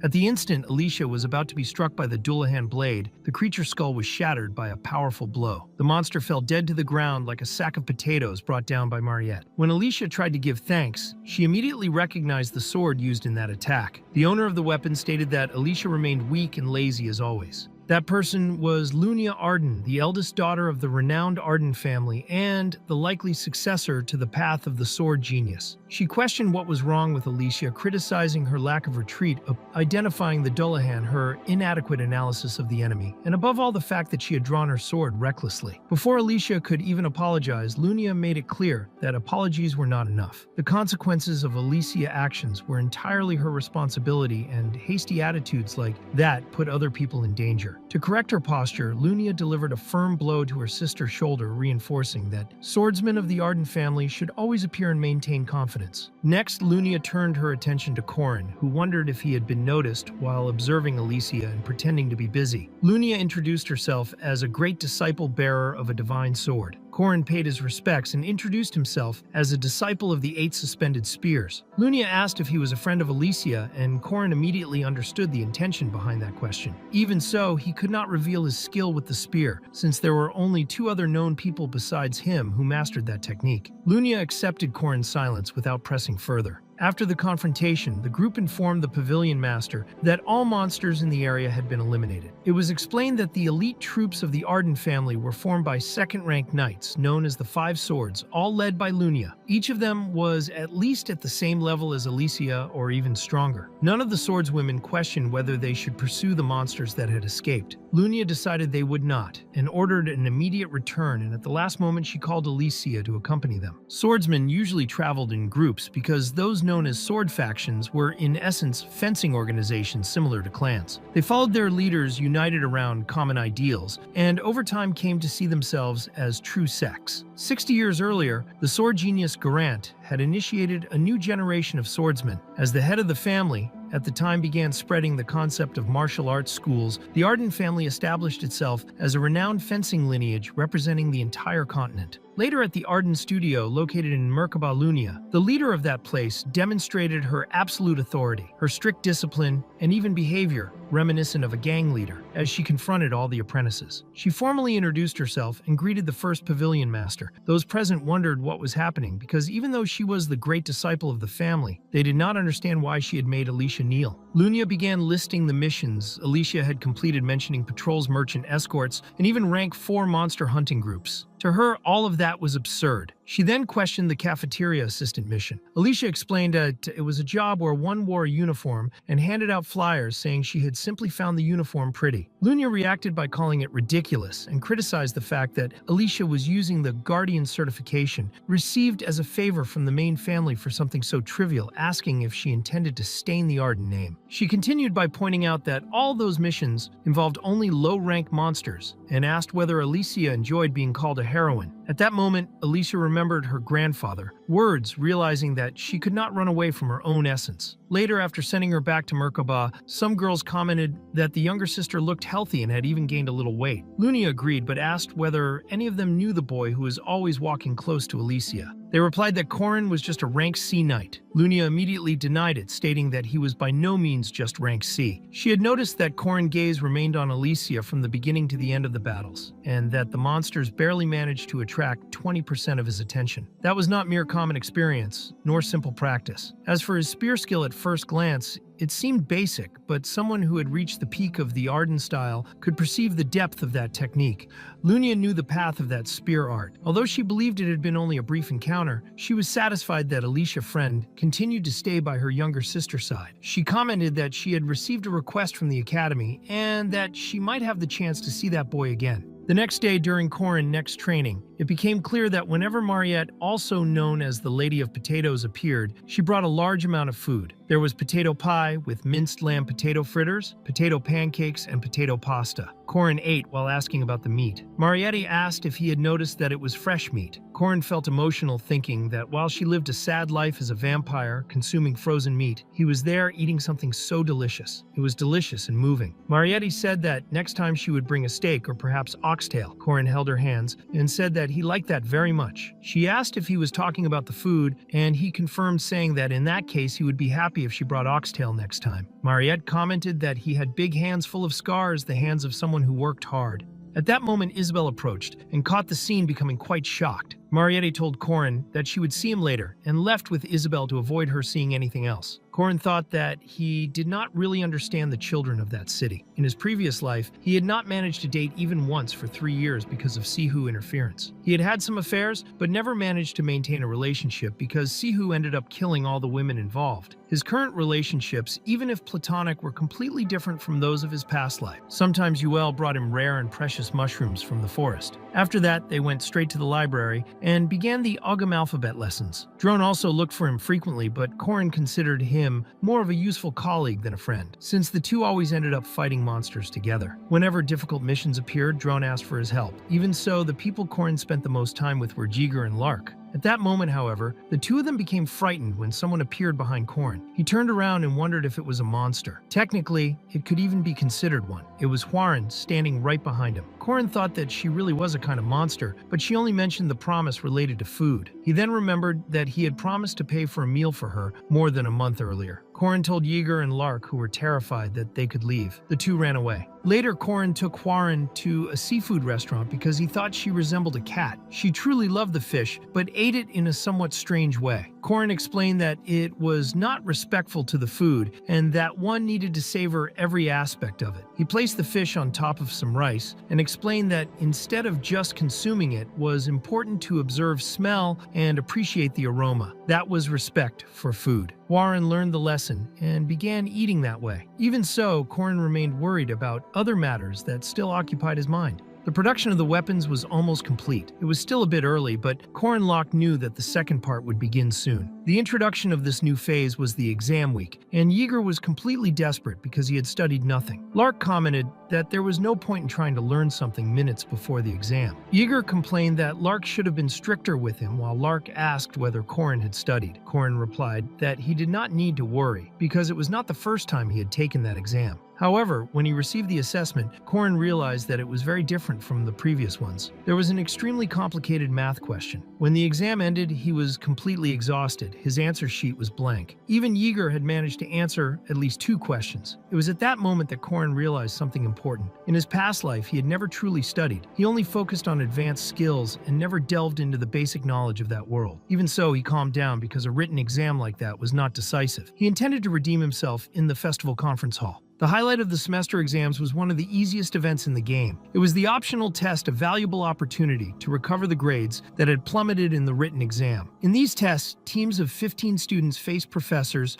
from the night faculty or invited temporary instructors. Performance was evaluated directly by the instructors in charge. Since Korin was only ranked C, the instructor level should not be high, which meant practically guaranteed points. That expectation collapsed when everyone was shocked to see the instructor Lunia Arden, who was there specifically to observe Korin Locke. Korin wondered why she was present. Shortly after the practical test of the first-year Group A began, there were special guests for that evaluation. The elites of the renowned Arden fencing family, known as the 5 Swords of the First Pavilion, were present. They stated that they would take it easy. When the combat began, everyone advanced, including Dron. Korin realized that although all 5 swords were ranked 2 among the students, there were also fighters of that level. Even so, when they used the Arden sword formation, combining 5 strikes in perfect synchronization, all the students were devastated. A powerful gust of wind hurled them away. Drone knew that the chances of victory were not high. Against an experienced group, they blocked vision, maintained solid formations, and possessed extensive battle experience. Even so, Drone used one of his magnetic swords to disperse the smoke around him. At that moment, Melia, the ghost sword, advanced directly, making it clear that the 5 swords were ambushing the students one by one. Alicia was attacked by Jenny, the swift sword. Jenny assessed the situation and concluded that among the 15 students, 6 of them were already more than enough. With extreme ease, Jenny knocked Alicia down with a sweep, pointing out that her stance was completely unbalanced. Alicia was almost hit in the head, but managed to dodge at the last moment. The audience erupted into chaos as the students were crushed by the 5 swords of the first pavilion. One by one they fell, leaving only Drone and Alicia standing. Drone launched his spiritual swords of fire and iron. His combat experience finally began to hold its own against the 5 swords. When the dust settled, he managed to summon his 5 magic swords, showing clear signs that he could reach victory. On the other hand, Alicia was under increasing pressure. Jenny stated that she needed much more practice. She commented that at that rate, as the possible heir of the sword genius, she might not even need to worry about graduating, since it would be better to abandon the academy. Alicia, however, refused to accept that idea. Even so, when she blocked another of Jenny's attacks, she became extremely dizzy and fell to the arena floor. Jenny concluded that Alicia still had a long road ahead of her. In the original storyline, Lunia Arden was supposed to take on the role of guiding Alicia, but Korin wondered why she had become the instructor of Group B. When Lunia announced that they would begin aura refinement training, everyone became apprehensive. She explained that it should be treated as an experience equivalent to facing a special rank enemy. A special rank was a monstrosity capable of facing an army alone, a disaster that even dozens of guardians were not sure they could defeat. It was the kind of creature most guardians would never encounter in their entire lives, a being that eventually became legend.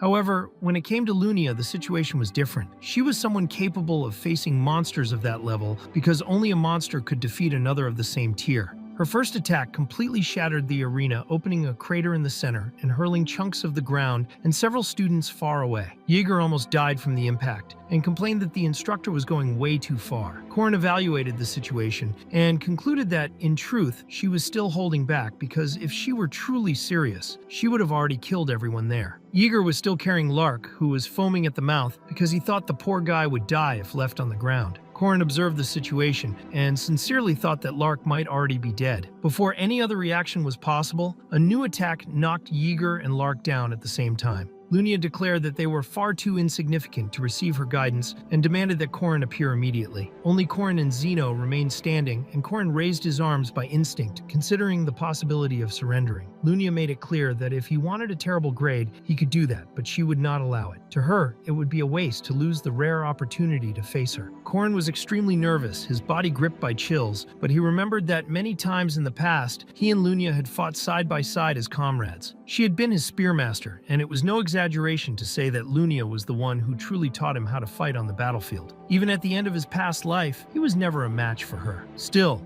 this was a wall he would have to overcome someday, and he decided to try now. The decision pleased Lunia, and the confrontation began with sword against spear. The exchanges were fast and intense. Even though he managed to block and counterattack, Korin was clearly the more exhausted and pressured one in the fight. His attacks did not even come close to hitting her, while Lunia dodged with extreme ease. The spectators began to question how someone of rank 5 could defend himself like that against Lunia Arden. At a certain point, Korin could barely breathe. Lunia noticed that he had run out of energy and sheathed her sword. For a moment, Korin thought she believed he had already pushed himself enough, but he soon realized that was not it. That was the beginning of domain rupture, one of the most powerful techniques of the Arden family. When Lunia drew her sword again, she released her killing intent. The pressure was so intense that even the people in the stands had difficulty breathing. Some teachers became alarmed, questioning whether she intended to kill the student, and some called for the immediate end of the test. It was already too late. Lunia had executed the single cut of domain rupture. At that moment, it felt as if time itself had stopped. The translucent reflection of Lunia Arden moved within the frozen time toward Korin, while the sword advanced slowly. Korin, almost motionless and gripped by fear, pushed his spear with everything he had. He could barely move, as if he were trapped within the domain itself. Perhaps what had happened before with Marietti had only been a coincidence. Perhaps he could no longer control that power. Still, he took a deep breath and understood that he did not need to be perfect. He only needed to move forward one step at a time. The tip of Korin's spear collided directly with the edge of Lunia's sword, causing a massive explosion at the point of impact. Lunia recognized that it had been pure instinct, not knowledge. It was a sensation of omnipotence, as if he were at the center of the world. In the end, Korin managed to respond to the domain. Lunia decided to end the test right there, and judged that more important than anything else, Korin needed a better spear since his equipment was far too weak for his abilities. The proof was right in front of everyone, because Korin's spear had literally been split in half. Meanwhile, Alicia watched everything with completely unfocused eyes. Lunia commented that the test itself was not even that important to her, and questioned whether Korin had avoided the fight simply to show his domain. She also made it clear that she knew Alicia's talent. Korin reflected that even though he had lost the fight, he had achieved his objective. Lunia informed him that she would remain in the city for a while due to a job, and left a clear warning for him not to be arrogant or try to interfere. She herself would crush the threat she intended to face. Shorin thought that now that Korin had shown his domain, perhaps things would not unfold exactly as Lunia planned. Shortly afterward, it was announced that by unanimous decision of the instructors, Korin had received the highest grade and additional points in the practical exam. Many students felt the result was fair, since he had practically fought Lunia alone. Some teachers disagreed, saying it made no sense, while another recognized that he was the same student who had tried to capture spiritual bodies. Fermax wondered how he was using techniques that seemed to belong to someone else. A few days later, Korin went in search of a better weapon, since that need had existed even before Lunia mentioned the problem.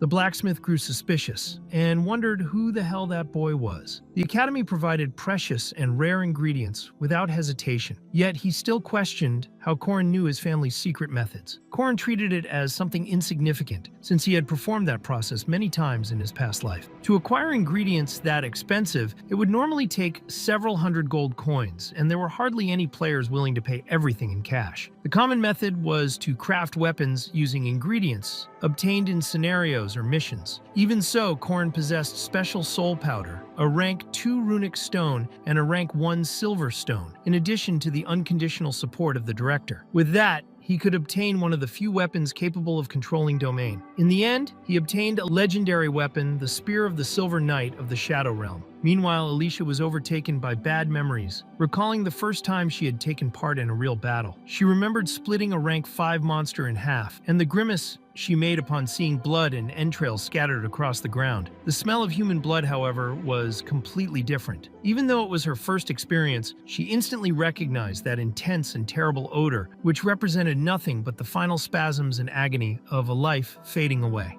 At that moment, Alicia was heading out to work again, this time on a real mission. Capturing a werewolf would earn 70 silver coins, which was far better than the other urgent mission involving the vampire known as the Mist Assassin of the city. Alicia refused that option because she did not like excessively dangerous things. Deep down, there was a subconscious reason she had chosen a mission involving werewolves. Even so, she wondered where her savior might be at that moment. The other guardians complained loudly when Korin appeared, saying it was a curious coincidence. Alicia noticed that the veterans did not have friendly expressions at all. Because of the quota system, the Guardians Association was forced to tolerate the participation of core-rank students. Even so, Korin felt relieved that Alicia was there with him. The other guardians could not say anything openly in front of the granddaughter of the Sword Emperor, but the looks they cast were so intense they seemed to pierce the back of his neck. Corin then asked Alicia how her vision was doing. Alicia asked if he had heard that from her sister. Corin replied that, in a way, yes, but stressed that she needed to hurry. Lunia was serious and truly intended to destroy her to the point where Alicia would no longer be able to wield a sword. Alicia commented that she could simply stop using a sword when that happened. Corin knew that would not solve the problem, but he also had no intention of giving up there. Later, the group arrived at the werewolves' nest, where there were 2 adult werewolves and approximately 20 hunting dogs. The group dealt with the dogs without much difficulty and managed to hunt one of the werewolves. However, the situation took a strange turn when countless werewolves appeared all at once. People began to wonder where the 5th-rank boy was. No one knew for sure, but Alicia was doing very well, taking down several werewolves on her own. Soon after, lupine ghosts began to appear alongside the werewolves. Alicia found that strange because places with few humans normally did not attract evil spirits, which indicated that all of that had been deliberately caused. Then another creature appeared, a ghost knight, who struck Alicia's sword with a heavy axe. She wondered why the other guardians were not attacking, until she realized that one of them, who seemed to be approaching to help, had actually tried to attack her from behind. By pure reflex, Alicia used a sharp slash and split the 2 ghosts in half. At that instant, she smelled human blood again and wondered if she had killed a companion. That distraction almost cost her life as another ghost knight advanced toward her. Before the attack could land, Corin pierced the creature's head with the tip of his spear and scolded Alicia for standing still. He explained that those creatures were not people, but bodies reanimated by dark magic. Alicia was confused, but Corin clarified that the main event of the opening of the second part was the subjugation of the vampire assassin. Normally, this serial killer, whom Mariette failed to capture in the first part, would begin to stalk the player's group. If someone chose the mission to capture werewolves during that period, they would end up encountering the assassin known as John Doe, and would be able to repel his attack after facing him. That was exactly why Corin was there. Suddenly, a gigantic ghostly presence appeared before them. Alicia was frightened by the sight, but Corin ordered everyone to prepare to flee immediately. He advanced first using the 5th step of his spear, the pagoda tree mountain, pinning the creature's ghostly cloak against a tree far above the ground.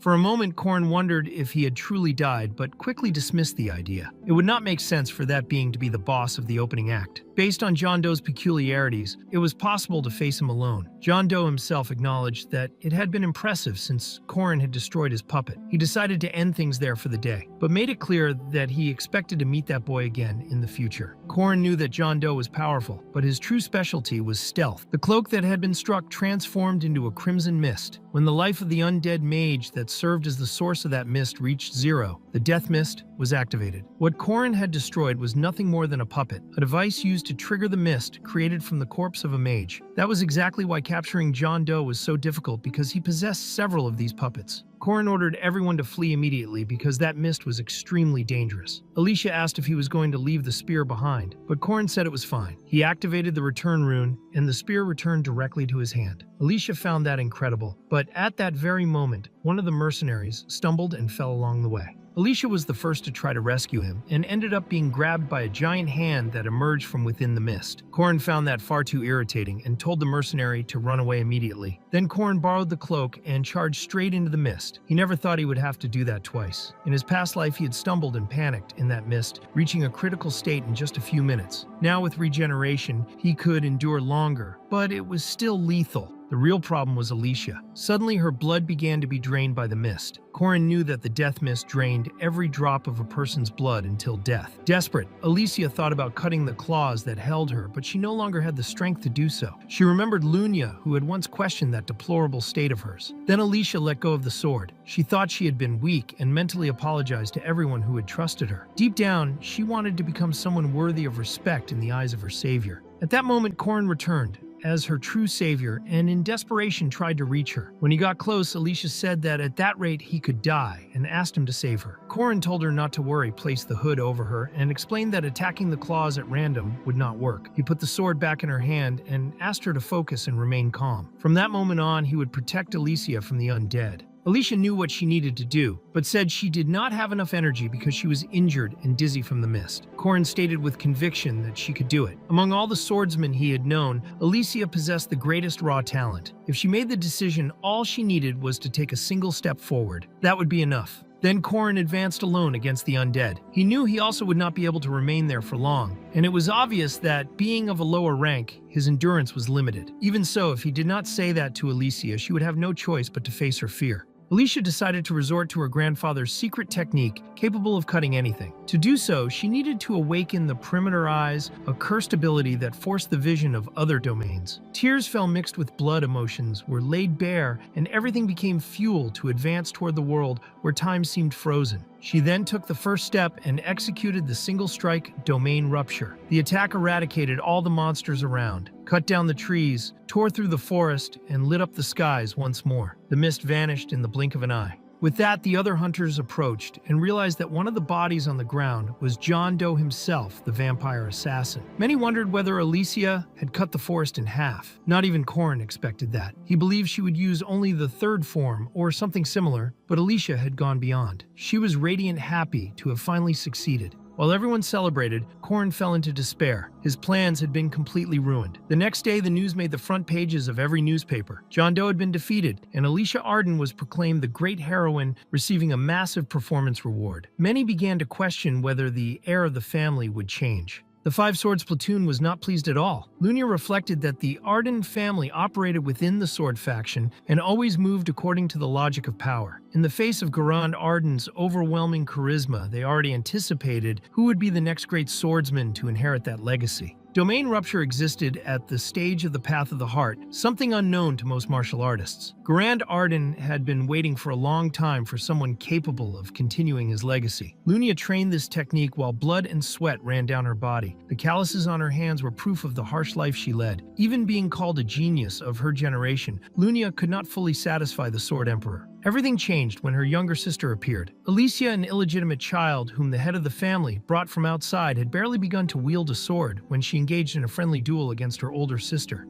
Lunia never imagined that one day she would worry about her as if she were a rival. In an unexpected moment, Alicia counterattacked as if she had been chosen by the path of the sword itself and landed a nearly lethal blow. Lunia could not even see the attack. It was not a matter of speed, but of pure domain. At that instant, Alicia took a deep step into the true path of martial arts, and Lunia wondered how that was possible. A small child, seemingly lazy, had done something that had taken her years to achieve. Then Lunia remembered the title her grandfather used to mention a distorted nature that ordinary mortals could not comprehend. Alicia possessed the talent of a demon. After that, the grandfather named Alicia as the main candidate for the future. She exceeded everyone's expectations, but even so, she was still Lunia's younger sister. The memory of stroking the hair of that half-sister, who had grown up abandoned by her paternal family, remained kept somewhere deep in her heart. Meanwhile, the Five Swords approached and asked if Lunia was all right. She noticed their concern and thought that she wished Alicia would also enter the domain. If she could see that sword one more time,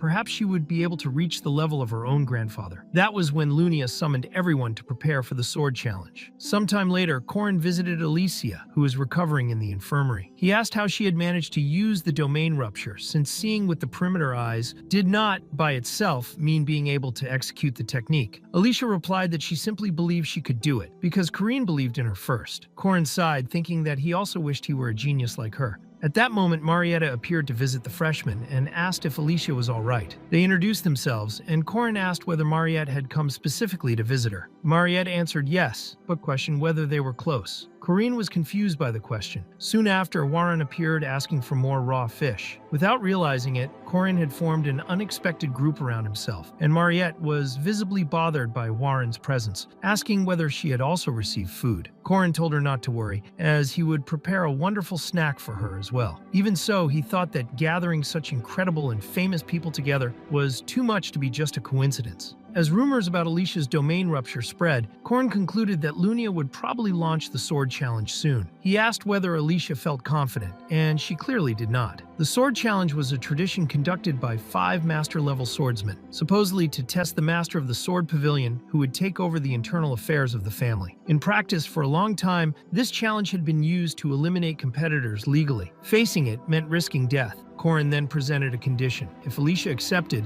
whenever he suggested fighting monsters or training, she could not refuse and would have to accompany him without complaining, becoming a permanent member of his group. Alicia accepted and swore loyalty. Corin, accepting that vow with everything he had learned throughout his life, officially acknowledged her decision. At that moment, one of the 5 swords was suddenly attacked by a dagger thrown by Huaren. She introduced herself as a master of the knife style and a challenger to Alicia's dojo. A mercenary questioned the reason for the sudden attack, and Huaren replied that she was doing it because she would get sushi if she won, starting the exchange of blows. Another of the five swords faced Korin himself, who introduced himself as a master of the Gandil style and leader of Alicia's dojo. He declared that he wished to learn from the distinguished master of the flowing sword, Lina, but knew that the best strategy was to attack before being attacked. The members of the new dojo were defined as follows: Korin Locke, master of the Gandil style; Warren, master of the knife style; Dronwarski, master of the flying sword style; Mariette, master of the Gandalf style; and Alicia Arden, director and master of the new dojo.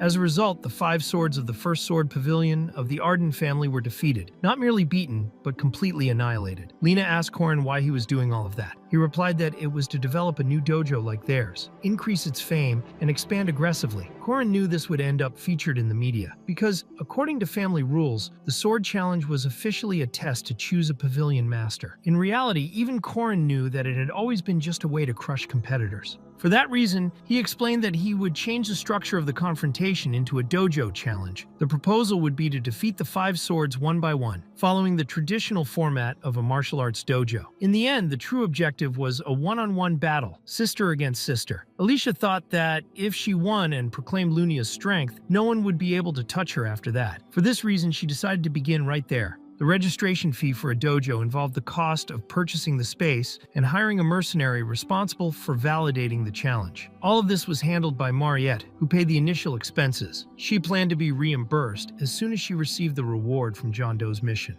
Lunia approached, assessing the situation as interesting, but making it clear that it was still a mistake. To her, if Alicia wanted to run away, she should have fled the moment she saw her. It was evident that the dojo challenge had not been her idea either. Lunia's reaction confirmed that the plan had come from Korin Locke, although Korin himself gave Alicia the opportunity to say something in her defense. Alicia then formally proposed a friendly duel to the master of the sword pavilion, Lunia Arden, now as the new master of the Arden dojo. Lunia accepted the duel, making it clear from the beginning that she did not use training swords or non-lethal weapons. Alicia showed that she was prepared for that. The two were ready to face each other, and the moment had come to resolve that dispute between sisters. Observing the scene, Marietta reflected that even using all of her strength as a vampire, she would have no guarantee of victory against Lunia. For that reason, she questioned Korin about Alicia's preparation. He showed absolute confidence in her. Faced with that, Mariette decided to trust as well, and the system recorded that the trust between them had reached the maximum level, with no change to the credibility ranking. Suddenly, Lina handed a bag of coins to Korin. He imagined it was a fee for dojo repairs, but she clarified that the amount was meant for a complete reconstruction. The first strike almost broke Alicia's sword, and the impact was so powerful that it completely destroyed the wall behind them. The next strike split the dojo in half. While blocking, Alicia thought about how she had always admired Lunia. When her passion for swords still burned intensely, her older sister was her greatest idol. Everyone praised her, saying she was as powerful as a fairy tale heroine. Alicia always felt encouraged around her, and Lunia usually returned that affection. All of that collapsed on the day Lunia cut down a human for the first time. Lunia advanced using her sharp aura, recalling her training. The first movement required a step backward, followed by a lateral counterattack, exactly what she executed with an irregular defense. In the past, Alicia was known for learning all the rules rigidly, but lacking skill in irregular attacks. In that moment, she proved that she had overcome that limitation, which provoked Lunia even further, nearly being knocked down by the following strike. Alicia knew she needed to compensate for her disadvantage with speed. In the blink of an eye, she appeared behind Lunia using the lightning charge technique. Lunia managed to react, almost cutting her younger sister's neck. Noticing the low guard, Alicia attacked with her own body instead of the sword, using a martial strike to try to knock her down. The response came in the form of a precise kick to the chin, forcing Alicia to retreat. Even so, Alicia remained standing, using all the techniques she had learned. She executed combined strikes, surprising Lunia, who acknowledged her sister's progress but made it clear that it would not be enough due to her inexperience. A kick to the stomach destabilized Alicia, making her lose her balance as she blocked the next strike. Despite the pressure, Alicia felt no fear. She was reaching Lunia, and more than that, she was beginning to see the entire domain of the fight. Lunia realized that this was exactly what she had always wanted to see. The strength she had denied existed in her younger sister. When Alicia sheathed her sword again, preparing for the next attack, Lunia immediately understood what she intended to do. Victory was just one step away. In response, Lunia also sheathed her sword and prepared herself. The two advanced toward each other. Lunia had been waiting for that moment. It was what she had always sought for Alicia to achieve. She remembered the day her younger sister said she wanted to become a swordswoman, as incredible as she was. Behind Alicia, Lunia saw Korin Locke. the master who had taught her to control the domain rupture. When the two ruptures collided, a massive explosion engulfed the field. The battle came to an end. The winner had been decided. The one kneeling on the battlefield was Lunia. Alicia had won, and Mariette celebrated even more than Corin, because he already knew that victory would happen. Compared to the Master Swordswoman, Lunia Arden, Alicia's only real advantage was the domain rupture. That was the only condition under which she could win. For that reason, Corin Locke instructed her to focus on dodging, retreating, and buying time, avoiding direct confrontations until creating the perfect opportunity to use the decisive strike. Victory was only possible within that specific limit of the fight. As expected in a clash of domains, the result was the cut to Lunia's sword. Faced with that, Alicia even wondered whether she had truly won. Lunia stated that her sister's performance was still not sufficient, but declared that from that moment on, neither she nor her subordinates would interfere in Alicia's work anymore. Then she turned her back and began to walk away. Before she could leave, Alicia asked her to wait. Corin thought Alicia might be frightened, which would have been understandable. After all, someone clearly weaker had defeated the master of the sword pavilion. It was natural to fear the looks Lunia would receive and the cold attitude of her sister as she turned her back. However, when Alicia approached, all she received was a gentle pat on the head. That concern made no sense. Corin remembered the first time he had met Lunia in his past life. It had happened even before the incident involving Mariette, far earlier than it should have occurred in the original storyline. Throughout all that time, Lunia tirelessly searched for Alicia's murderer, never finding them. The true culprit had been Siru. Even on the 3rd anniversary of Alicia's death, Lunia continued her search. Corin often visited Alicia's grave and encountered Lunia there several times. She always appeared to pray on the anniversary of her sister's death. He even thought that Lunia hated her. Lunia admitted that she felt hatred, but explained that she saw Alicia as lazy, careless, and irritatingly clingy. Even so, Alicia was the only person capable of easing the bitterness she carried. Lunia would never turn her back on her sister. If something happened to Alicia, she would take full responsibility. If Alicia inherited the family leadership, Lunia would support her in silence. When she patted her sister's head, Lunia said that Alicia had grown a lot. That was the Lunia Arden Corin remembered. Alicia became so emotional that she began to cry, and the system officially notified that Lunia Arden had been defeated. Corin received the rewards, and later Alicia was already recovering in the infirmary. During her recovery, Alicia confessed to Corin that she was afraid of fighting, but that there was a part of her that entered battle with a smile on her face. Corin confirmed that he had noticed it. Alicia explained that she had always avoided fighting because it did not match who she was. She had been afraid of facing Lunia, pretended to be less serious in training, and sought only simple tasks. Corin commented that many people would do the same. Alicia stated that now that she had won, she would officially become an heir. Lunia and her followers would keep an eye on her, and if she ran away from that responsibility, her bond with her sister could break. Corin disagreed, believing that the relationship might become more distant, but would not be severed. In the end, they were still sisters. Corin praised Alicia, saying she had done an excellent job. He remembered when he was a child and was beaten by neighborhood bullies. What bothered him most was not the physical pain, but the anger at himself for being unable to defend himself. Alicia was far stronger than he had been at that age, and he hoped she felt proud of herself because what she had done was impressive. Alicia replied that Corin was a strange person, the same age as her, but spoke like an old man. Corin asked if he really seemed that old, considering that he had lived 14 more years in that life and still carried the memories from when he was 30. Mentally, he was already past 50. After that, Alicia simply thanked him for what had happened and for the incident in the forest. She asked whether it had been Corin who saved her life that day. He was surprised, as he believed she had been unconscious. Alicia explained that she recognized his voice and his belt. Corin commented that he did not know she was so clever and admitted that now that she knew, he could not lie.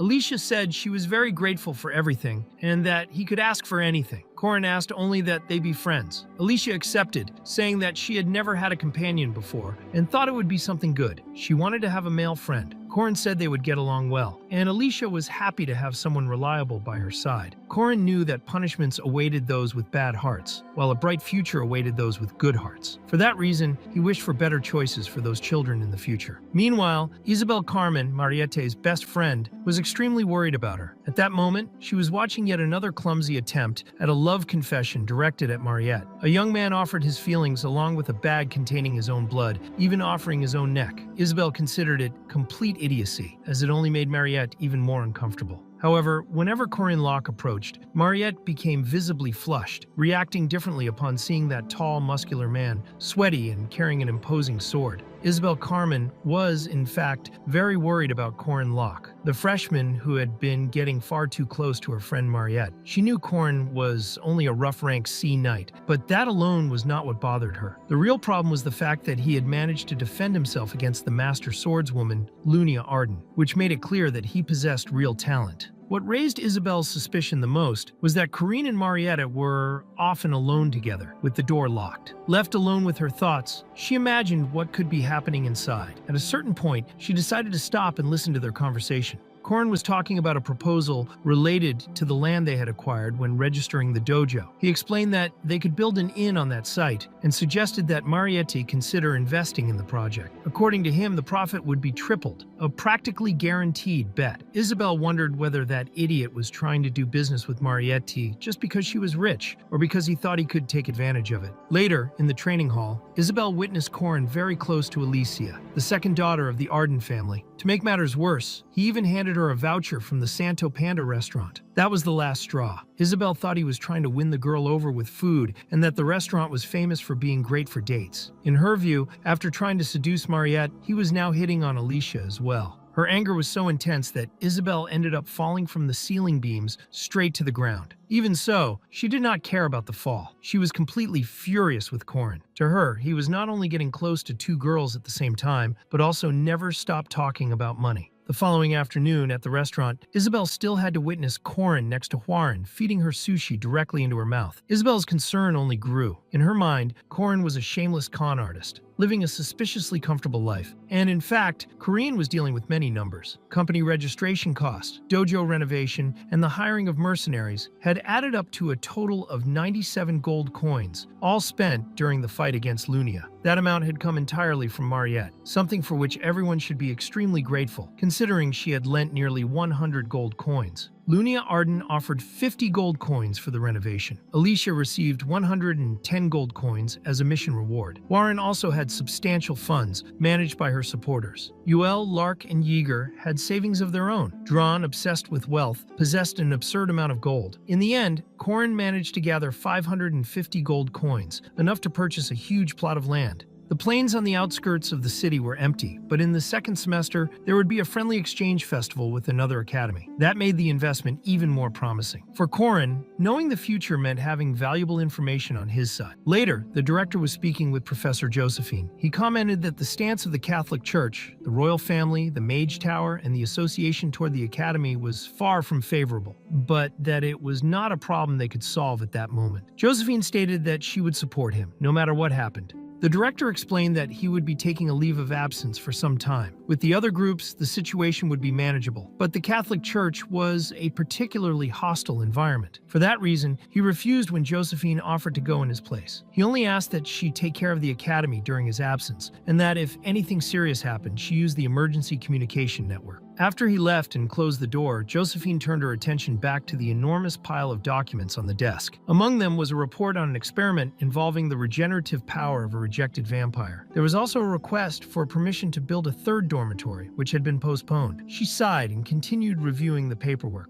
The next request caught her attention. It was a request made by Corin Locke. Josephine wondered, with a certain weariness, what that boy was up to this time. The document dealt with a request for the provision of land intended for the cultivation of mandrakes. Later, at the test center in the west zone of the academy, Alicia looked around the place and wondered why they were harvesting mandrakes right there. The only thing Alicia knew about mandrakes was that they screamed loudly when pulled out. Corin Locke confirmed that this was exactly the case. For that reason, when harvesting mandrakes, it was necessary to be extremely careful not to rupture the eardrums. The use of good quality earplugs was mandatory, along with a wide space and open ground. With their ears properly plugged, the two prepared for the harvest. Corin explained that it was not possible to harvest a mandrake alone. One person had to hold the plant and pull it out by the root, while the other quickly cut the roots and the stem. Until that was done, the mandrake would keep screaming non-stop. That was the fourth time Corin had harvested mandrakes. In his past life, he did this work together with Sihu. Even so, he still felt a little nervous. When the moment came, he pulled the mandrake with all the strength he had. As soon as the plant began to scream desperately, not even the earplugs were working properly.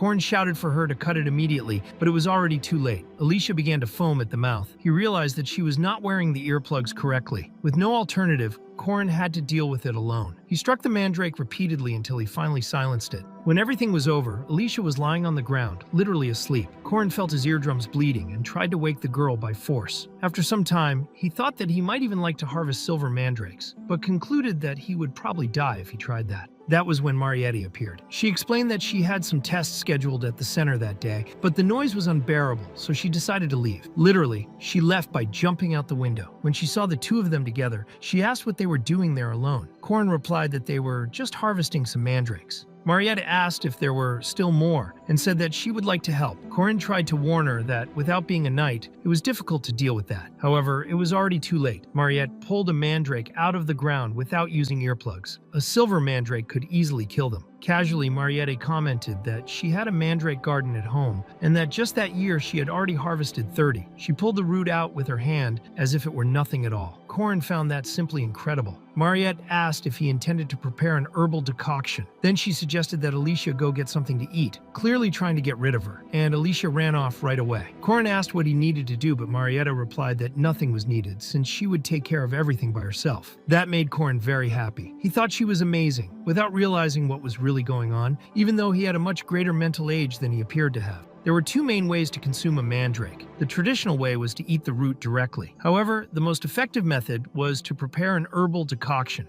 For that, it was necessary to add several types of roots and boil everything for more than 10 hours, creating an extremely potent medicine. While the mixture was boiling, Mariette asked what Corin was doing. He replied that he was a little bored, since there was nothing to do. Then he drew the runic alphabet on the ground. Mariette recognized the symbols, but said that she did not know their meaning, and asked where he had learned that. Corin explained that the runic alphabet was basically a dead language, and that it had been taught by his master. Before arriving in that new life, he spent a year learning runes and spear techniques with her. Not only martial arts, but also the original runes that she left behind. He learned not only the shapes of the runes, but also how to use them, because knowing the letters was not enough. The original runes were engraved directly onto the body and could only be used by a single person. One of the final boss objectives was to gather and possess that original rune. Corin's master tried to pass it on, but died before that because of that cursed enemy. Mariette asked who exactly his master was. From his knowledge of runes, she imagined that the woman must have been a member of the Mage Tower. Corin replied that she was not. She was just an ordinary person, someone who could be found anywhere. He remembered her as someone kind, who always did her best. Marietta commented that he spoke of her with great affection, and, changing the subject, asked if he wanted potatoes. Corin replied that it would be great. Then Mariette called Diokgu, ordering him to bring the highest class familiar, the captain of the vampire orb, who appeared carrying a basket of potatoes. At that moment, the familiar was so well trained and gentle that he looked just like a little puppy. Mariette commented that Diokgu was very cute. Corin Locke replied that calling him cute was a bit of an exaggeration, but reasoned that if Diokgu was made of blood, then half of the blood in his body should belong to him. Thinking about it that way, that would technically make Corin Diokgu's father. Mariette felt embarrassed, admitting that she had never thought about that before. Then she suggested that Corin play a little with Diokgu. He replied that Diokgu was not a real dog, but in the next instant, they were already playing. The result was that Corin ended up completely overwhelmed. A 1-year-old vampire dog was far more energetic than he had imagined. After some time, the herbal decoction was finally ready. Corin was the first to try it. He was exhausted and sore, but upon consuming the mandrake decoction, his mana recovery capacity and his maximum mana amount increased drastically. Now he possessed truly respectable stats. Corin commented that Mariette and Alicia should drink some as well. After all, there was no reason not to. Even though it was an extremely powerful herb, the effect of the mandrake only applied once. He thought that after they consumed it, he could give the rest to Lark and Yahello, who would certainly be very pleased. After that, only the silver mandrake remained. Corin decided to consume it directly by the root. As soon as he ingested it, the system notified him that an aura core had been created inside him. The aura core was a container responsible for storing a knight's aura. Normally, creating one required extreme training, but now Corin already had one. As his rank increased, he could acquire even more aura cores. Mariette and Alicia immediately realized that he had become much stronger. Alicia suggested that he consume the golden mandrake as well, which would make him even more impressive. Corin refused, saying that he would do that later. Alicia concluded that consuming several herbs at once would probably be bad for the body. Corin agreed with that logic, although deep down, he had another reason for not doing it at that moment. Meanwhile, in another location, the same professor from before was discussing in the teacher's council that Corin Locke, classified as a 5th-ranked knight, should not remain in that position. He needed to be re-evaluated. The professors who had witnessed his feats agreed. Firma pointed out that Corin Locke had faced the swordmaster Lunia Arden directly. The confrontation lasted only 3 minutes. But even so, Corin remained standing until the end. This left the other professors quite shocked. One of them commented that perhaps Lunia had gone easy on him, since in tests, she usually used full strength even against children.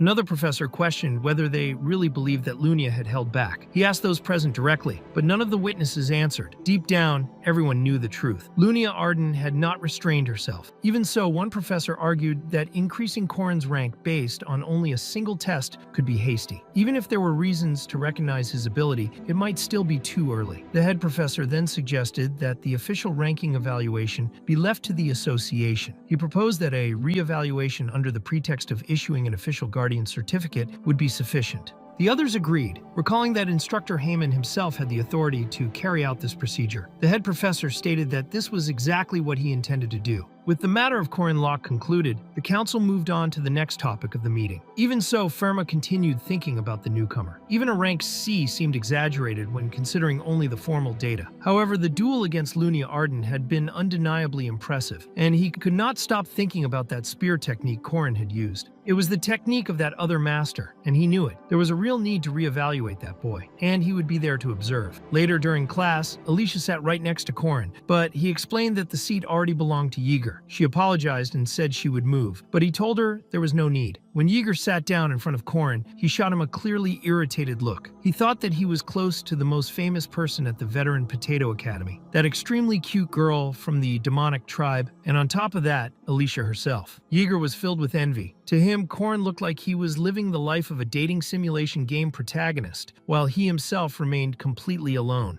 The next class would be taught by Fairmack. He informed them that, as he had said in the previous class, that day they would begin a group assignment. The class did not seem very excited, but Fairmack said he would cheer them up quickly, since, being in a night academy, they would not receive difficult math tasks or activities like cultivating magical crops. With a snap of his fingers, he formed a large diagram made up of several sheets of paper. Then he explained that the topic of the assignment would be spear techniques. Alicia commented that Karan would do well, but he himself wondered why that would be the case. In his past life, his specialty had been boxing. Fermac, in turn, was a boxer who used a wide variety of ranges and footwork, in addition to his specialty in shadow. He was a rank 1 knight from the Northern Vercute Academy, famous for the runic magic engraved on his gauntlets, but now he was teaching spear classes. Corinne was certain that the bastard had noticed something. He saw that Fermac was staring directly at him as if trying to test him. Fermac explained that the assignment would also involve choosing and researching a specific type of spear within each group. The students would have time to demonstrate different techniques for using the weapon. One student asked whether this would not favor those who already use spears, but Fermac replied that he would take that into account in the evaluation, adjusting the criteria and offering bonus points. Each group would consist of 4 members, and the participants would be selected randomly. Corin thought that group work was sold as a way to encourage and evaluate student cooperation, but in practice, almost always one person did all the work while the others did not care. He had gone through this countless times in his first life, working in groups with people who had no idea what they were doing, with those who only wanted an easy grade, or with those who always made excuses, such as saying their grandfather had died, even though that grandfather had already died dozens of times. He had lived through this for 4 years as a physical education student in college and another 3 years at the academy. This time, however, it would be different. He was with Yeager Hinchpeter, a 3rd rank knight with elite physical abilities, good judgment, and the ability to follow orders. Alicia did not even need to be mentioned, an incredibly powerful swordsmanship prodigy. The last member was Huaren. Despite her somewhat rough attitude, she was quite dedicated. Since everyone in the group was strong and hardworking, Corin felt that he could finally say goodbye to the frustrating experiences of the past. He thought about telling the others that he had made a reservation in the training room for 3 hours later, but that remained only in his mind. Yeager asked whether they had been using that room for about 2 months, and Corin confirmed it. Then, Yeager asked whether the walls and floor were made of high-density material, to which Corin replied that they were, and that they were extremely expensive. Yeager then asked why the room was in that condition, since everything was completely destroyed. That had been caused by Hwarin, who had devastated the place with a single punch against Alicia. To Corin, she was simply a psychopath. Corin had asked Hwarin to go easy during training against Alicia, since the goal was to work specifically on spear skills. However, one only had to look at the state of the room to understand that this had not happened. Hwarin destroyed everything, and did not seem to care at all. Because of that, the group ended up being expelled from the training room. On Sunday, everyone was at the church. Corin said that it was time to reflect a little on the group assignment and asked everyone to share their thoughts. Alicia apologized for what had happened the previous day, explaining that she could not control her own power very well. Corin replied that she had done well and that all the time they had spent training together had been worth it. Alicia said that his spear skill was perfect and that she had only been able to learn because of that, but Corin disagreed, saying that she learned because she had excellent eyes. Yeager commented that he still did not feel completely confident wielding such a long weapon. Even though he knew the technique called Return to the Heavens, he was still struggling to understand how to execute everything properly. Corin said that, in fact, he was doing very well. He then turned his attention to Hwarin and asked how she was feeling. She answered simply, saying that she wanted to eat. At that moment, she was receiving communion, eating the wafers and drinking the wine. Corin knew that the Korean game he was inside had a strong influence from the world he came from, including Earth's religions. Hwarin was dealing with what they called holy blood and flesh, something considered a mandatory weekend duty. Corin asked if she was acting as a nun among the Protestants, but she explained that it was not by her own will. Even so, he commented that she should still read the scriptures because there was still much to learn from those called saints. He reflected that, although the Catholic Church held ancient views, Protestant teachings often spoke of the same things, such as love, loving oneself, and loving one's neighbor. Alicia commented that this was a wonderful teaching. Then Corin asked Hwarin if she knew the origin of the failure of the previous training. She replied that everyone was weak, and that even when she used little strength, they broke. To her, the weak would remain weak, and the strong would remain strong. Corin said that she was not completely wrong, but that this was an opinion only the truly strong could express. He then proposed a bet. If, within 1 minute, he could make her kneel, she would pay for dinner. Hwarin accepted, stating that if she won, she would not even need a reward, because she knew she would end up hurting someone. Later, they were in a more open field. Corin said that the start would be given by Yeager's signal, who was completely terrified, not understanding how they had ended up in that situation. Even so, he gave the signal. Corin advanced immediately, determined to use his secret arts from the very beginning. He even used the crawling serpent strike, but Hwarin defended as if it were nothing. When Corin tried to advance with the second step, his training spear ended up breaking. Hwarin observed that she had empty hands and unarmed fists. Corin commented that she really had a talent for destroying things. The two began exchanging blows using the 8 trigram steps. Corin managed to evade all the attacks and realized that she was not landing a single hit. Hwarin called him irritating and warned him that he should keep dodging if he did not want to die. The next attack was a direct punch. Corin thought that if he were hit, he would be hospitalized for at least a month. Following his instinct, he tried to block using the 8 trigrams chains. The impact was heavy, but he managed to block it. Hwarin barely realized what had happened and in the next instant was on her knees. Yeager and Alicia could not understand how that had happened. Corin simply commented that she had knelt. Hwarin wanted to try again, but Corin refused, stating that he had already won and that there was no reason to fight again. She insisted on a rematch, but Corin provoked her, saying that he could hear her body trembling with irritation. A few days later, Corin successfully contained the revolt of the group members. He believed that now he could gradually teach everyone to master the spear and prepare them for the presentation. However, Hwarin handed over a letter saying that she was sick. Corin knew that this was a lie. As the problem solver and leader of the assignment, he decided to use his secret weapon. He prepared a banquet. Hwarin tried to refuse, but it was obvious that her mouth was watering. Corin asked if she really thought she could refuse. She stated that she was no longer sick and lunged eagerly at the fish. Then Corin commented on how long chefs spent working to prepare a single dish. Hwarin commented that it had not taken even half an hour, but Corinne disagreed. He explained that, in truth, it had been 10 years. From finding good ingredients, learning how to handle them, and preparing everything correctly, most cooks take about 10 years before they can truly present their cuisine to customers. Warren asked where he was going with that explanation. Corinne then explained that it had taken him 3 years to become good enough at martial arts to make her kneel. Her favorite fish and martial arts had many similarities. Everything began with the correct choice of ingredients, moved on to careful preparation, and reached the stance taken before attacking. Everything depended on small details. He asked whether, after that, they were already reconciled.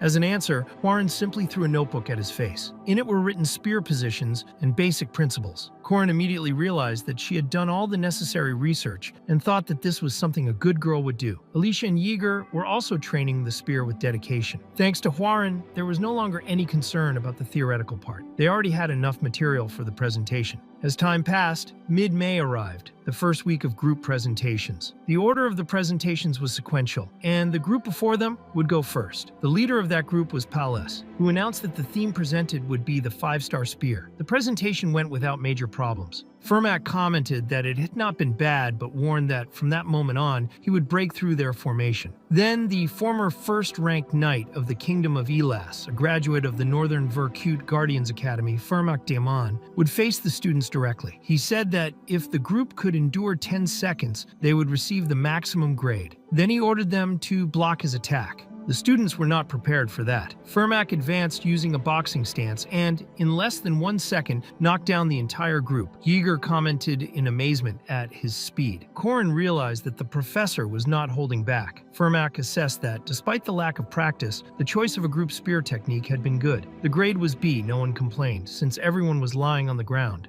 The second group chose the technique called Northern Mortal Spear, 9 mortal dragons, but Fermac defeated them all again. The grade was C-. Then it was the turn of the third group, Corinne's group. He was excited to present. The chosen theme was the Lanaja technique, the 8 trigrams of the spear. Fermac commented that the choice was interesting and told them to begin the demonstration. Yeager started by dodging the attacks. Alicia pushed the opponent's weapon downward. Warren advanced and pierced the unprotected enemy. Corin observed and realized that the group had done an excellent job. Fermac praised the presentation, saying that they had removed all redundancy and that, despite the simplicity, the principles were excellent. Corin prepared to tell the rest of the group to continue, but Fermac interrupted. He said that it would not be necessary because only the leader, Corin, would be enough. The fight would be only between the two of them. Corin understood at that moment that this had always been the professor's plan, but he raised no objections. Fermac advanced using the jet thrust lightning technique. Corin knew that in boxing, the fighter adopts a specific stance before throwing a hook. Normally, in that situation, the opponent should block on the right side. However, Fermac's body was not moving from the right foot, and Corin knew very well that he was left-handed. Because of that, he blocked using the second step of the spear. Fermac himself was shocked at having been blocked. The students commented on the absurd speed of the confrontation. The professor increased the pace even more, but Corin continued to block all the attacks. Even though he was only ranked C, Fermac realized that Corin had already surpassed the level of a simple student, so he decided to show everything he had, not just the basics. He wanted Corin to also set aside the basics and show the serpent technique. Fermac's next strike was devastating. Even so, Corin remained still and did not make a single move to block. The professor asked why Corin had not moved. Corin replied that 10 seconds had already passed. Up to that moment, the professor had used only his right arm to appear right-handed, but the response to the final attack had been a block from the left side. Fermac then explained to Group 3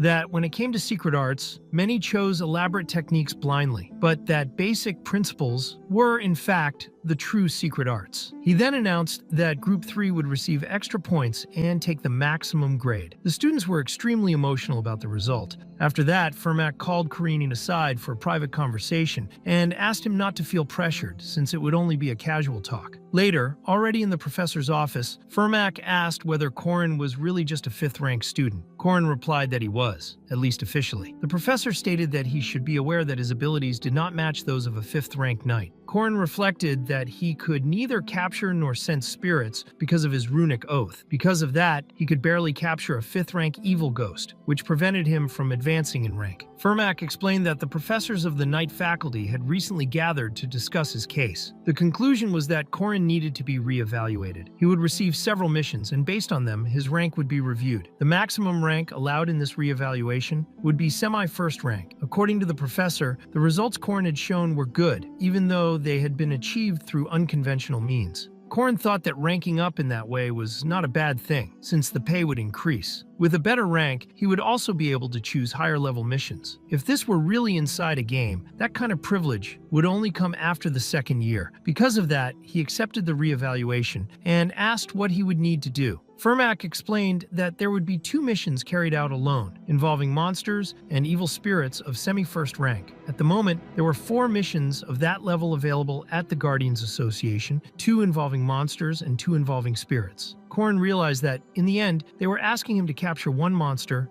and 1 spirit, and that he still needed to choose immediately. Fermac asked him to decide on the spot. Corrin felt a little tense, but accepted. Shortly afterward, he was already departing for the mission. He was accompanied by the instructor Haman, who commented that it was not so bad. In his youth, he used to venture into the mist to find monster nests. Corrin admitted that the path would not be so boring if he kept telling stories. Haman said he could tell a few, but soon explained what the first hunt would be. The target would be a semi-first rank monster located in the mountains, a 2-headed ogre. It was slow, but extremely dangerous. Corrin asked whether 2-headed ogres were not normally first-rank monsters, since he had been re-evaluated only to semi-first rank. Haman explained that, in this case, the ogre was still a juvenile and had not reached adulthood, which justified the lower classification. In addition, according to the reports, it was raising some hunting dogs. Corrin concluded that a frontal attack was out of the question. Haman commented that Guardians did not rely only on brute strength, and that this mission would serve to evaluate everything about him. Later, they arrived at the western mountains of the city, where the cave inhabited by the juvenile 2-headed ogre was located. Neither Haman nor the association staff, who were there only as a precaution, would help directly. Corrin would have to handle everything on his own, and they would only intervene in case of an emergency. Haman asked Corrin to report the results of his analysis of the area. Corrin explained that, judging by the footprints around, there were signs that the ogre and the hunting dogs were moving together. He estimated the presence of 3 dogs. Haman observed that there were only tracks of 2 4-legged animals following the ogre. Corrin then explained that one of them appeared to be a female and was probably pregnant. There were signs of a beast being dragged, which indicated that the prey had not been consumed on the spot. Neither ogres nor hunting dogs usually saved food, but that behavior changed when there were offspring involved. Haman said that the analysis had been impressive. Next, he asked how Corrin planned to hunt a semi-first rank monster. Corrin replied that the first step would be to separate the ogre from the hunting dogs, since they were beasts guided by instinct. To do that, he would use what had been given to humanity since the earliest times, the strongest weapon of all, reasoning. Even if humans expanded their influence and sailed across the world, there would always be threats lurking. Demonic beings continued to impose their presence in that world. That forest had a clear owner, the 2-headed ogre. It was a territory where few humans dared to set foot. That was his kingdom. The first to notice that something was wrong were the forest guards, the hunting dogs. They realized that the female of the group had disappeared. She was the one who was about to give birth and could barely move. That could only mean one thing. There was an intruder. The intruder had taken the female.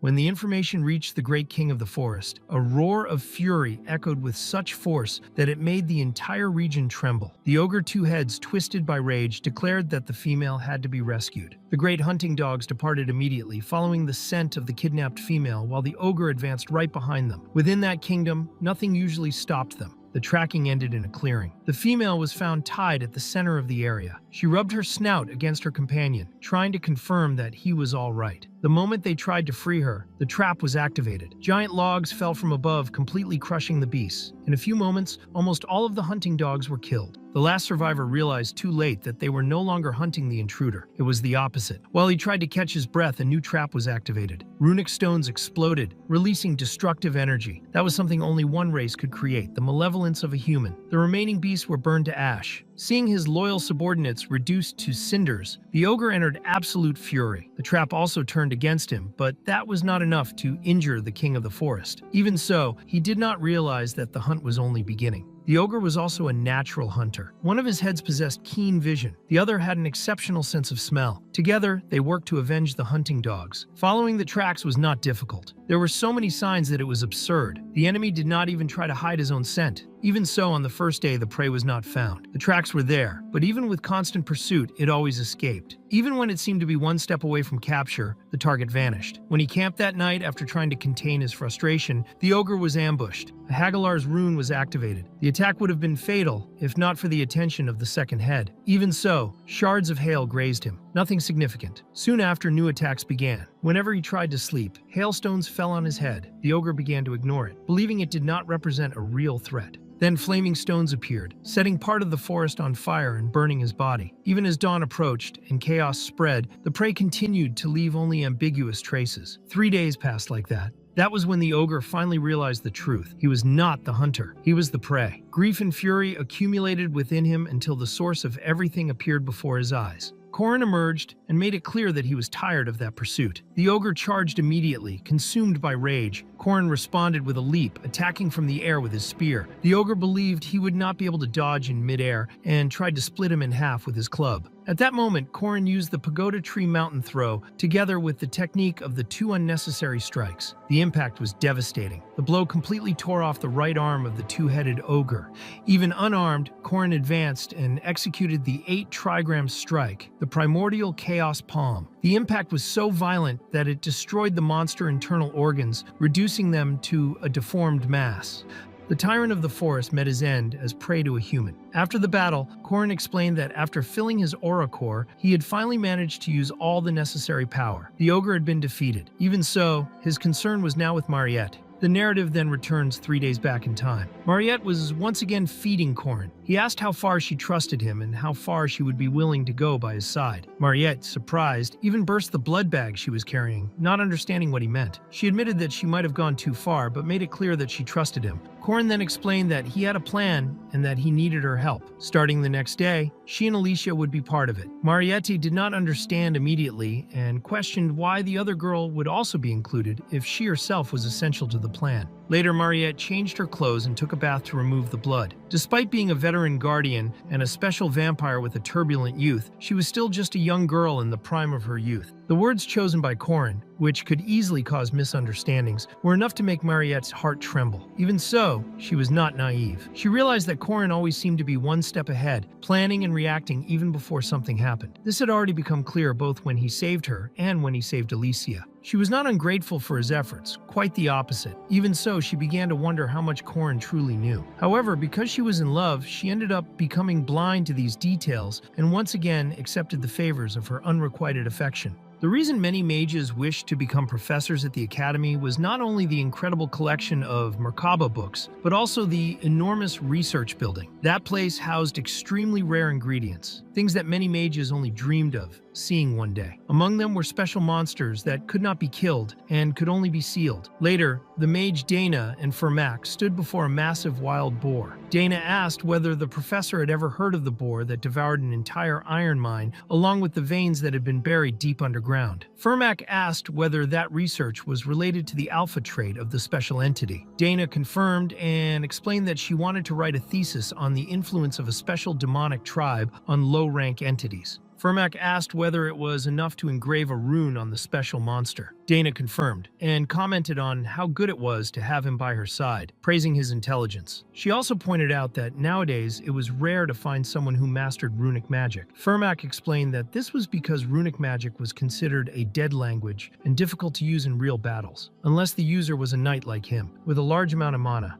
At that moment, a student approached, and Dana commented that, as Fermac well knew, there were other dangerous monsters within the academy. She had never imagined that a special vampire would volunteer to help with the experiment. That vampire was Mariette. That was the meeting between the boss of the first act, Mariette, and the boss of the second act, the king of the iron mine. The haunted house mission was considered simple and could be chosen during the second semester in the original game. However, to defeat the first-rank evil spirit that possessed the house, it was necessary to endure attacks from various household objects, find the magic circle hidden in the basement, and destroy it. The real difficulty of the mission far exceeded its simple appearance. Experienced players called that mission the challenge that proved who was a true specialist. Normally, Corinne could not sense spirits, but that time there was an exception. Just like in the case of Duke Sabancia, who had possessed Lark, a spiritual body that took control of the magical tools in the training room, that phenomenon was known as a poltergeist. When a spirit possessed a house or building, it began to exert physical force, making it impossible to ignore. Corin entered the haunted mansion and advanced while destroying everything in his path. Since he knew all the mission patterns, he passed through the attacks as if they were nothing, while everyone watched. The entire house was already marked with several Kanaz runes. Upon leaving, he set the place on fire. In the end, the house was completely burned. Mission completed.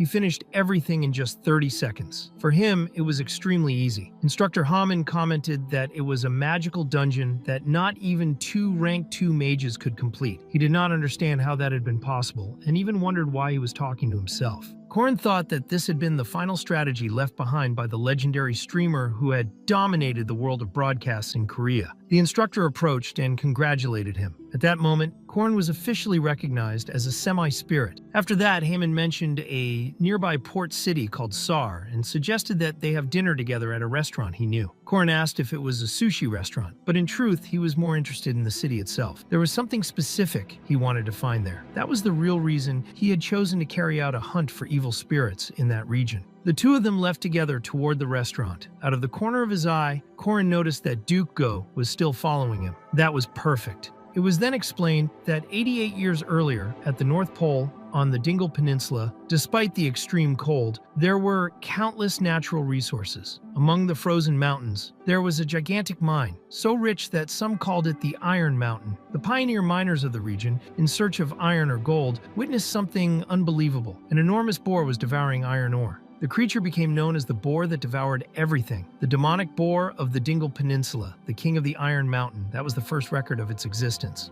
At that moment, Alicia was running hurriedly through the corridors, completely late after oversleeping. As she ran, she thought that she could not be late under any circumstances. She needed to carry out exactly what Korin had asked. A few days earlier, Alicia had contacted the veteran Mariette. She even asked whether the matter was truly important. In fact, the one who had requested her presence was Deoku. For that reason, she ended up accepting and went to the scheduled meeting. As soon as she arrived, Mariette explained that Korin had asked for everything to be explained this time. Before starting, however, she asked whether Alicia would like to try an elixir. Alicia drank it immediately and was very surprised. The taste was extremely good, reminiscent of homemade food. Mariette showed relief upon hearing that, explaining that, besides being tasty, the elixir was safe, and that the toxin used was of good quality. After that, Alicia asked what exactly Korin wanted to be explained. Then Mariette revealed the entire plan. The subject revolved around the king of the Iron Mountain. From that moment on, Alicia began rushing through all sectors, thinking that the demonic boar sealed in the testing unit could break free at any moment. Meanwhile, on the 4th underground floor of the testing unit, the mage Dana was talking with Marietta. Dana asked what differentiated common monsters from special monsters. Marietta explained that the main difference lay in strength and the ability to dominate. Dana agreed and explained that some demons emitted an energy different from the others. Theoretically, these beings were called alpha entities. Unlike the normal members of their race, they were stronger and capable of giving orders.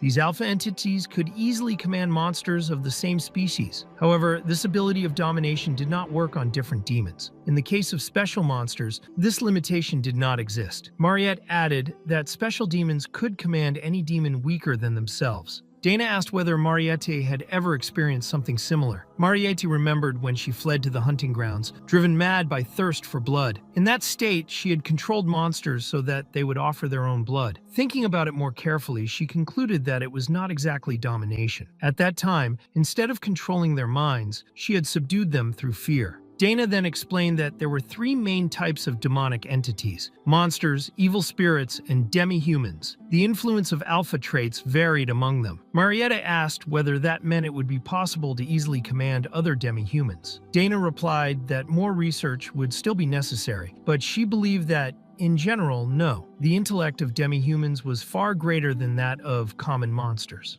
Bringing the conversation to a close, Dana asked for the boars to be brought in. Soon, doctors and mages approached, pushing several cages, each containing a captured boar. Dana explained that the central point of the experiment was to test how far a monster alpha characteristics could go. If that power could be used freely, theoretically humanity would be able to control most monsters and evil spirits. Hearing this, Mariette realized that the experiment was far greater than she had imagined. Moreover, it was a topic that truly sparked her interest as a mage. If successful, humanity could proactively block many demonic dangers. Before proceeding, Dana asked whether Mariette had managed to make the elixir tasty. Mariette confirmed and said that thanks to a few adjustments, the final result had turned out excellent. Next, Dana asked Mariette to try to dominate one of the boars. When the cages were opened, Mariette released her power and gave clear orders. The boars were to approach, stop in front of her, and lie down. However, the result was completely unexpected. One of the boars collapsed on its side. Another began to spin uncontrollably, as if it were dancing. A third even lay down, but started rubbing itself against the ground in a strange way. Confused, Mariette realized that something was wrong. She had ordered them to lie down properly. Dana concluded that there was a limit to communication between a demi-human and a common monster. Low-rank monsters did not possess enough intelligence to understand complex commands. Even so, this would serve to compare the difference in communication between beasts of the same species. Next, Dana ordered Fermac to release the seal of the King of the Iron Mountain. Fermac began by using the banishment rune and released only the first seal. Even so, the creature roared ferociously, broke part of the chains, and released an absurd amount of power. The influence was immediate. All the boars became aggressive and began to move under the king command, turning their hostility even against Mariette.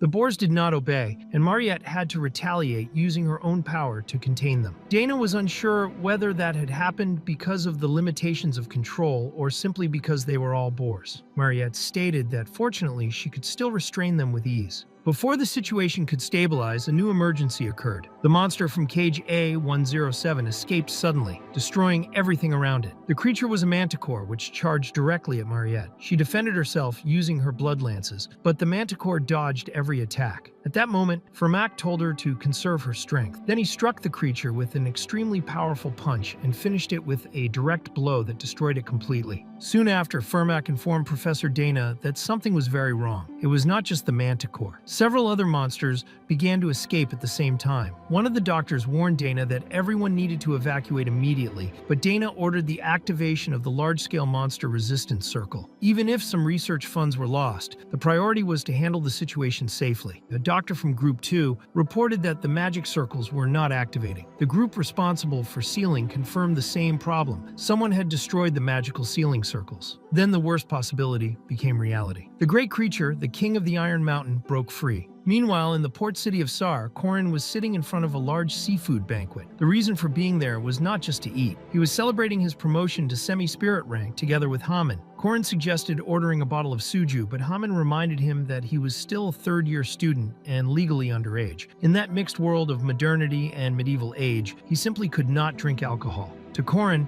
that was comparable to the sadness of not being able to eat fried chicken with soda in modern times. Even so, he commented that in the East, there was a saying that alcohol was something learned with adults, and that he wished Haman would be that adult. The instructor moved, ended up agreeing to have just one drink. Corin already had his glass prepared, thinking that the old man had fallen for it, when he was interrupted by a sudden sound. A dog bark echoed beside him. It was Deokgu, barking very close to his ear. Corin thought that it was a bad omen, since it would be his first drink in years. The bark coincided exactly with the moment the King of the Iron Mountain broke free. Back at the testing unit, Fermac immediately asked Mariette for help. She tried to use her ice crystal lance, but in the middle of the casting, the weapon shattered before the attack was even released. Mariette believed that this had been caused by the absurd pressure of the boar power. Fermac commented that it was a shame, but still praised her effort. Then he advanced. His first strike caused absolutely no damage to the boar, which did not even seem to feel the impact. Soon after, the creature counterattacked using a lightning rune. Fermac even wondered how a monster could use a rune, but he was struck directly in the chest by the thunder. Dana reported that one of the walls had been destroyed and that the barrier system was about to fail. It had become a total emergency. All the monsters sealed in the cages began to escape at the same time. The Veronica code was activated. All staff needed to evacuate immediately. The security team received orders to activate all available magic circles and mobilize the spiritual golems.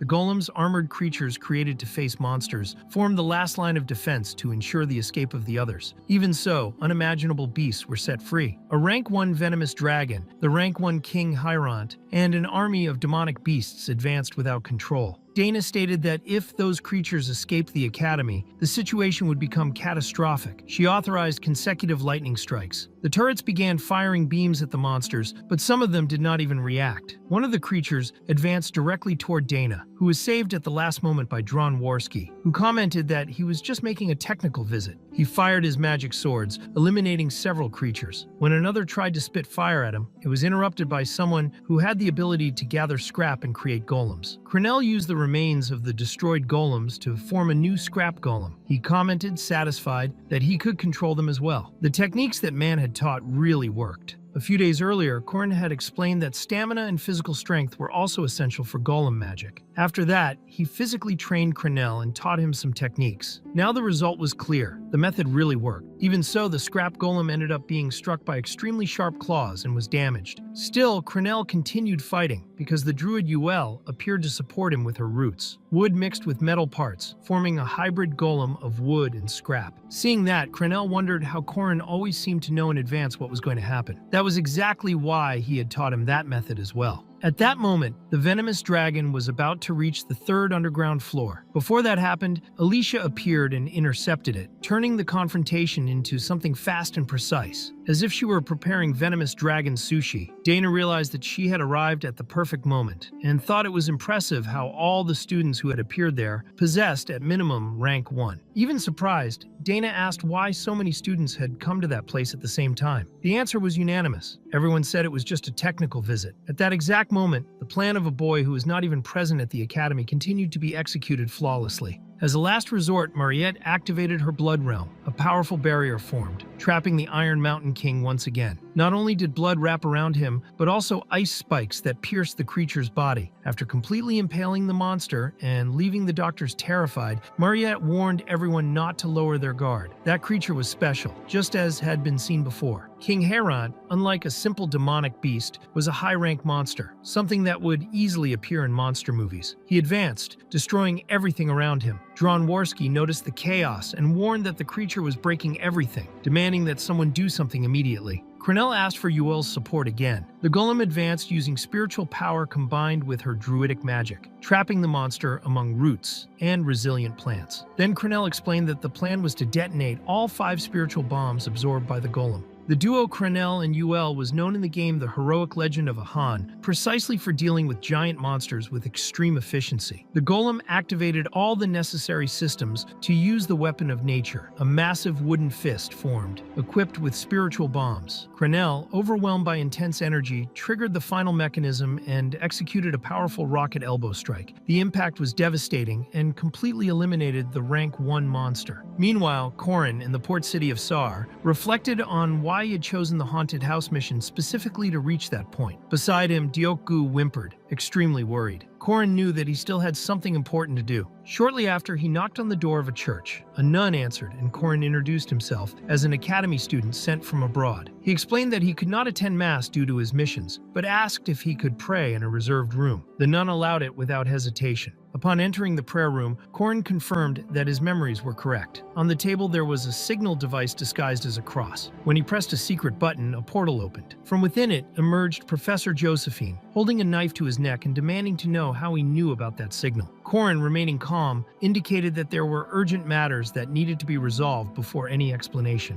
Back at the test unit, the golem continued to decimate the remaining rank 1 creatures. Crenel maintained the offensive, confident. However, Alicia ended up getting distracted while observing the collapse around her. At that moment, the venomous dragon approached again, and she realized she would have to face it alone. She remembered what Mariette had explained earlier. Corin had been clear. She should not use that under any circumstances. Domain rupture. Alicia understood that she needed to defeat that creature without resorting to that power. Corin could only have said that because he saw her potential and wanted her to train. But even so, the challenge was extreme. At that moment, she saw Mariette's blood barrier break completely. The blood realm collapsed. Mariette fell to the ground, weak, unconscious, and covered in blood. Alicia realized that this had happened exactly as Corin had predicted. He had already said that Mariette would probably not be able to defeat the demonic boar. The creature had transformed after consuming the oldest steel in the world, bearer of the original runes. Because of that, the King of the Iron Mountain possessed 100% resistance against physical and magical attacks.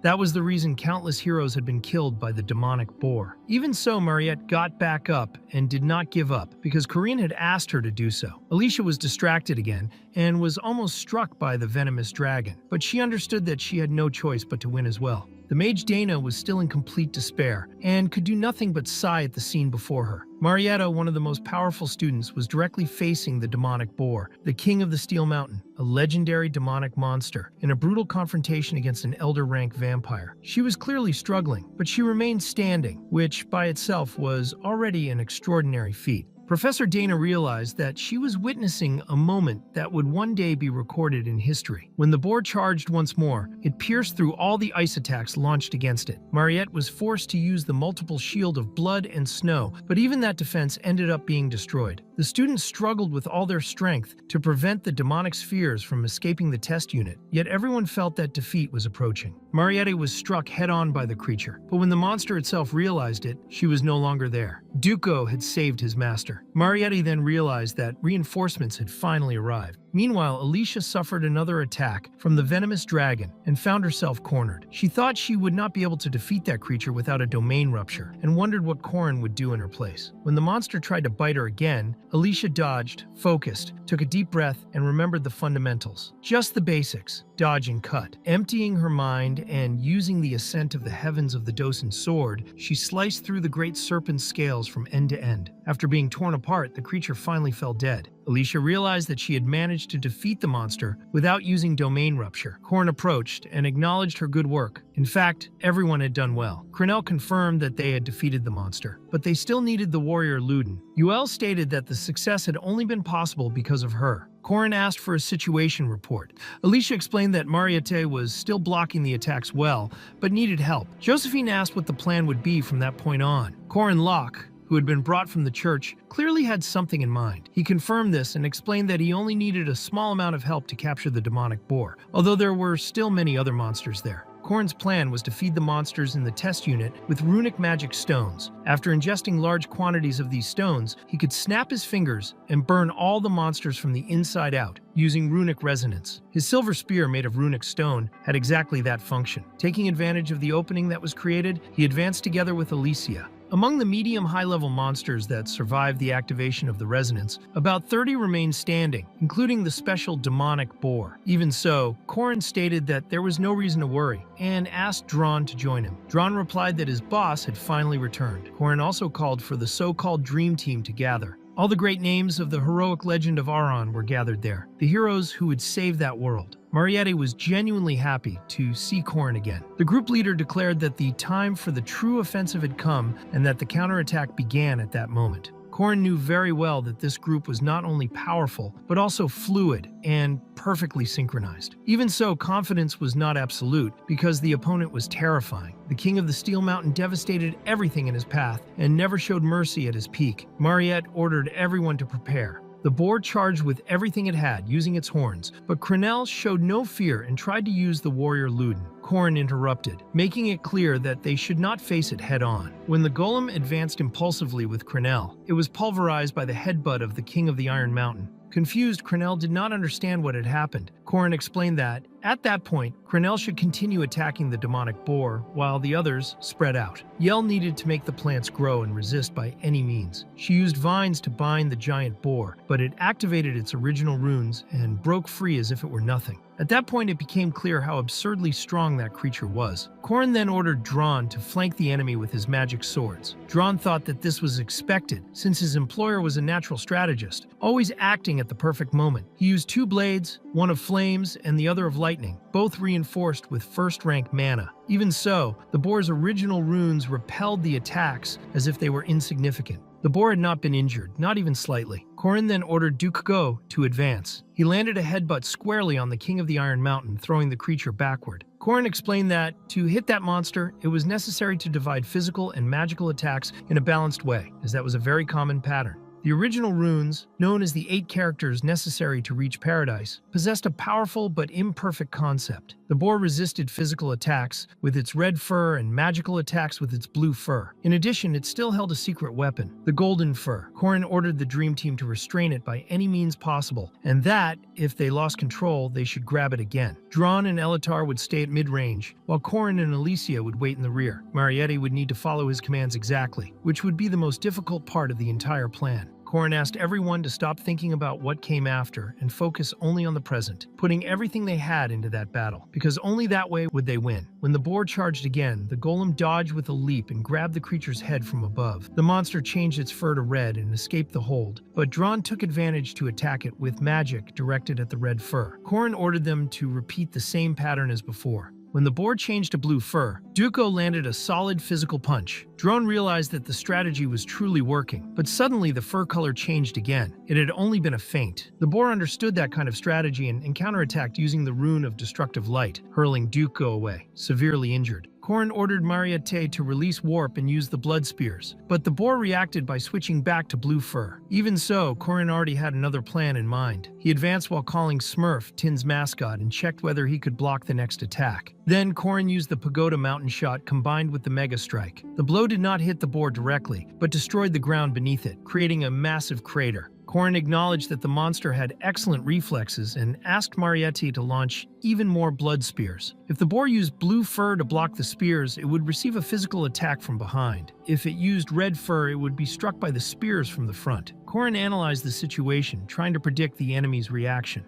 The boar then laughed and revealed its final card, activating Absolute Tolerance, also known as the Indestructible Golden Fur. The Boar King began to mock everyone, displaying its secret ability, 5 limited minutes of total invulnerability. In that form, no one could face it head-on. The creature charged toward the team, and Corrin ordered everyone to flee immediately. Dron, however, warned that this was impossible, as there was nowhere left to run. All passages were blocked and the building was already in ruins. Corrin realized that the monster had done this on purpose, trapping its victims before the final attack. The golem still tried to react but was completely obliterated. The walls of blood and ice raised by the small human dem were also destroyed. That was the moment when the king would escape the prison where it had been confined for so long. Corrin recognized that form as the enemy's final phase, the golden fur, the 5-minute invulnerability pattern of the Act 2 final boss, a dreaded moment that had already driven many players to despair. Even so, he knew that there was a hidden method in that part of the game. Corrin asked Alicia to release her own seal. She possessed a skill with 100% physical and magical penetration, called Domain Rupture. The attack struck directly at the center of the demonic boar's snout. Corrin stated that this proved that a well-trained Alicia was worth more than an entire group. He declared that this was no longer the moment for the students, but for the professor to shine. Josephine once again created a great seal, chaining the boar and restoring the grand circle in a short time. Corrin knew that the golden fur was a powerful ability, but once it was broken, the monster would not be able to use the original runes for quite some time. Mariette prepared herself once more, creating a massive crystal of ice and blood.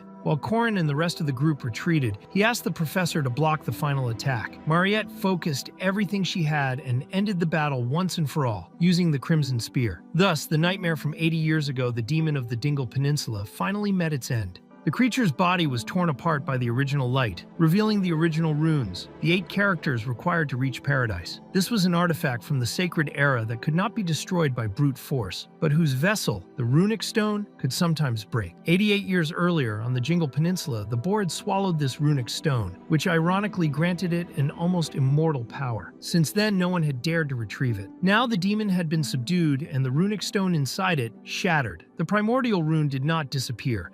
It merely drifted aimlessly until it found the nearest runic stone, where it settled once again. The mission had been prepared over the course of 10 years. Fermac had infiltrated the academy and played the role of a professor solely for that moment. The Boar King, despite his terrifying fame, met a modest end after remaining sealed for 80 years, which explained his weakening. All that remained for Fermac was to leave the academy carrying the runic stone with him. Even so, someone stood in his way. The one who had faced Mariette Dunalive defeated the great beast and directly interrupted Fermac's plans. That person was Corinne Locke. Standing before him was Fermac, the martial nephew of the one who had once been his master. Corrin had already perceived the connection. Fermac was the disciple of the disciple whom Corrin's master had renounced, which technically made him Corrin's martial uncle. At that moment, Corrin realized that Fermac had finally understood who he was, even though it had taken time. When Corrin used the spear technique inherited from Fermac's master, it became clear that the infiltrator's judgment had been correct. The 6-step spear handling technique required the title of martial master to be executed properly. When Fermac saw Corrin using those techniques against Lunia Arden, he decided to test him, even while infiltrated on a secret mission. Even so, in that first moment, he made the most prudent decision and chose to ignore him. After the duel against Lunia Arden in the middle of the semester, Fermac used the pretext of a reclassification to send Corrin out of the city. The plan was simple. He would complete his mission and flee the academy. What Fermac did not expect was that Corrin would return. The events involving Dana's experiment and the incident with the veteran had been far too convenient, making it clear that Fermac was waiting for the right moment to act. Korin made it clear that Firmak would not be able to leave with the original rune. The professor replied that this was not information a mere student should possess. To Firmak, any spearman who mastered a technique he did not know and still blocked his path was a direct enemy. Because of that, he even activated his runic gauntlets to deal with Korin. Korin knew his opponent very well. Firmak Damon was publicly known as a famous rank 1 knight. More than that, he was the true mastermind behind the breaking of the seal of the boss at the end of Act 2, the one who in the future would appear alongside the King of Paradise as one of his 4 executives. His strength was comparable to that of Lunia Arden, classified as elite level. Firmak showed a certain disdain, stating that Korin was becoming arrogant after just a little action. Then he raised his shadow servant to end the confrontation quickly. This was his special ability, capable of duplicating attacks whenever shadows were available. It was no coincidence that Korin had chosen that location as the battlefield. The terrain was open and completely covered with sun runes. Korin explained that the natural enemy of the shadow type was the sun type, since shadow magic depended directly on the existence of darkness. As he advanced, Firmak realized that he was surrounded. Solar runes were carved across the entire ground beneath him. Korin revealed that it had been difficult to prepare. He spent 20 days carving sun runes across that terrain. It was laborious, but he had energy to spare. Korin had chosen a desolate location with little access and a secret passage. He had prepared for this confrontation before any other. It was a cruel counterattack, designed exclusively for Firmak. It was not luck, but pure preparation. Even so, Firmak acknowledged Korin's resilience and activated the lightning rune, advancing and closing the distance in a single second. Korin counterattacked with his spear, but struck only a shadow servant. Firmak used jet propulsion and nearly delivered a fatal blow, but Korin evaded using the 8 trigrams body movement. Even Firmak was impressed by that evasion. Korin then executed the Celestial Return, 4th step, with a full rotation. Firmak dodged while exchanging rapid blows with him, recognizing the impressive balance of Korin's techniques. For Firmak, pretending to be a professor for 10 years had become second nature. Even so, Korin made it clear that no matter what he tried, he would die there. Firmak, however, assessed the situation and decided not to end the battle at that moment. He stated that the next time they met, he would make sure to truly kill him. Korin knew that Firmak needed to flee the city urgently, since there were still those who believed he was dead. If he chose to escape, he would use spatial magic, something not even Josephine would be able to stop. Before Firmak activated the lightning rune again, Korin made it clear that this was a duel. Firmak, however, replied that he had no obligation to accept a duel he considered insignificant. Korin told Firmak to stop pretending. He stated that he knew very well that Firmak carried a commandment, a high-risk method capable of granting immense power, depending on the conditions. The method Korin used was the same as that of the great warriors of the Paradise of Shadows, the commandments. Firmak's commandment was clear. He could not refuse a duel. Firmak immediately understood and asked if that was why Korin had come alone. Korin confirmed it. A duel had to be one-on-one. The limitation of the commandment was absolute. While the duel rune was active, Firmak could neither flee nor receive help. He was forced to remain there. Following the sacred rule, both introduced themselves. Firmak Damon revealed his name as a warrior of paradise. Tates Baltazar, Firmak Damon. Korin introduced himself as the Spear of Paradise, Aaron Danwa, Korin Loch. According to the ancient laws, names were revealed before combat, because there was only one possible conclusion. It was a duel to the death. At that moment, the system backup was activated. There was a complete review of Korin's commandments. The first commandment of duty stated that he would not close his eyes to the misfortune of good people. The second commandment of restriction determined his inability to perceive spirits. The third commandment of oath declared that he would save this world. The system confirmed total relevance and granted 100% status ascension. Korin received a total increase in warrior regeneration persistence, along with pain tolerance and domain comprehension. His aura core advanced to the intermediate level, accumulating 3,500 units. The oath was clear. He had to stop Firmak and save the world. The duel began as a classic confrontation between a spearman and a fist fighter, a battle of distance versus approach. Firmak tried to close the gap at all costs to land his blows. Korin did everything possible to maintain distance, blocking and counterattacking with countless thrusts of the Radiant Serpent. A good spearman never allows the enemy to get close. A fist fighter, on the other hand, never misses the chance to attack the moment the spear is withdrawn.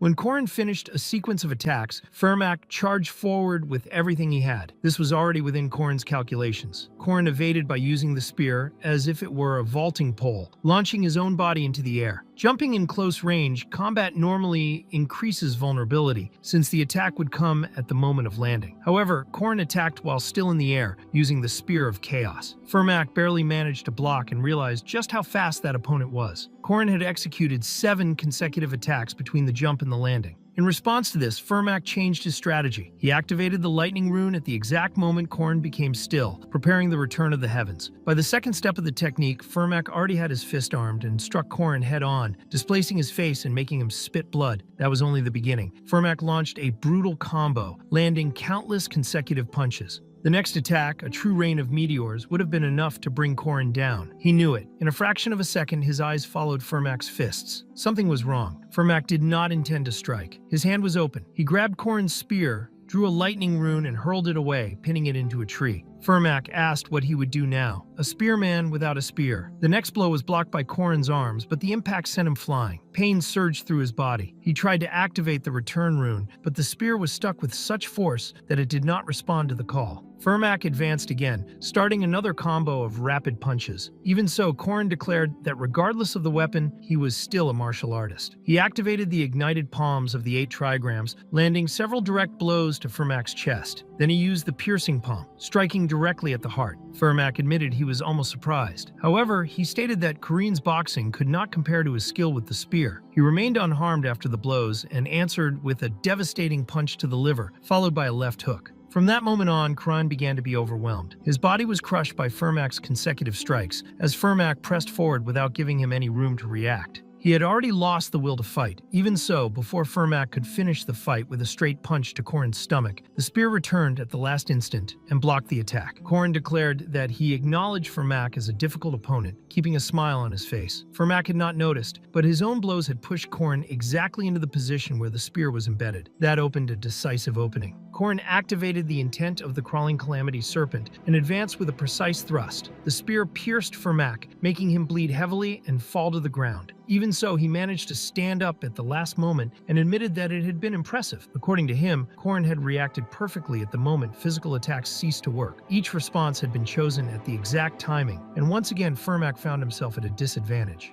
Corrin remarked that Firmak was acting like a professor again and asked him to stop that. Firmak agreed and stated that he needed to end everything right then. Next, he inscribed 3 runes with his own blood directly onto his skin: Tiwaz, Otala, and Ingwas. That invoked a world where the sun did not exist. The Shadow Paradise, the Citadel of Darkness, manifested and swallowed all the surrounding light. Firmak's 3rd commandment was the oath to serve the darkness. He admitted that Corrin had been clever to use sun runes to contain the darkness, but explained that after the full invocation, those shadows could no longer be dispelled. That was the paradise of the Shadow Warriors. Firmak summoned not only shadow copies of himself, but a true army of shadows, promising to kill Corrin using only his fists. Corrin pointed out that the duel was no longer a one-on-one confrontation. At that instant, Firmak realized he had made a grave mistake. Corrin stated that he knew Firmak would use that card if he were pressured. Then he took out a golden mandragora and activated it. The plant's scream echoed with an intensity 7 times greater than that of a common mandragora and could not be blocked by any magical ability.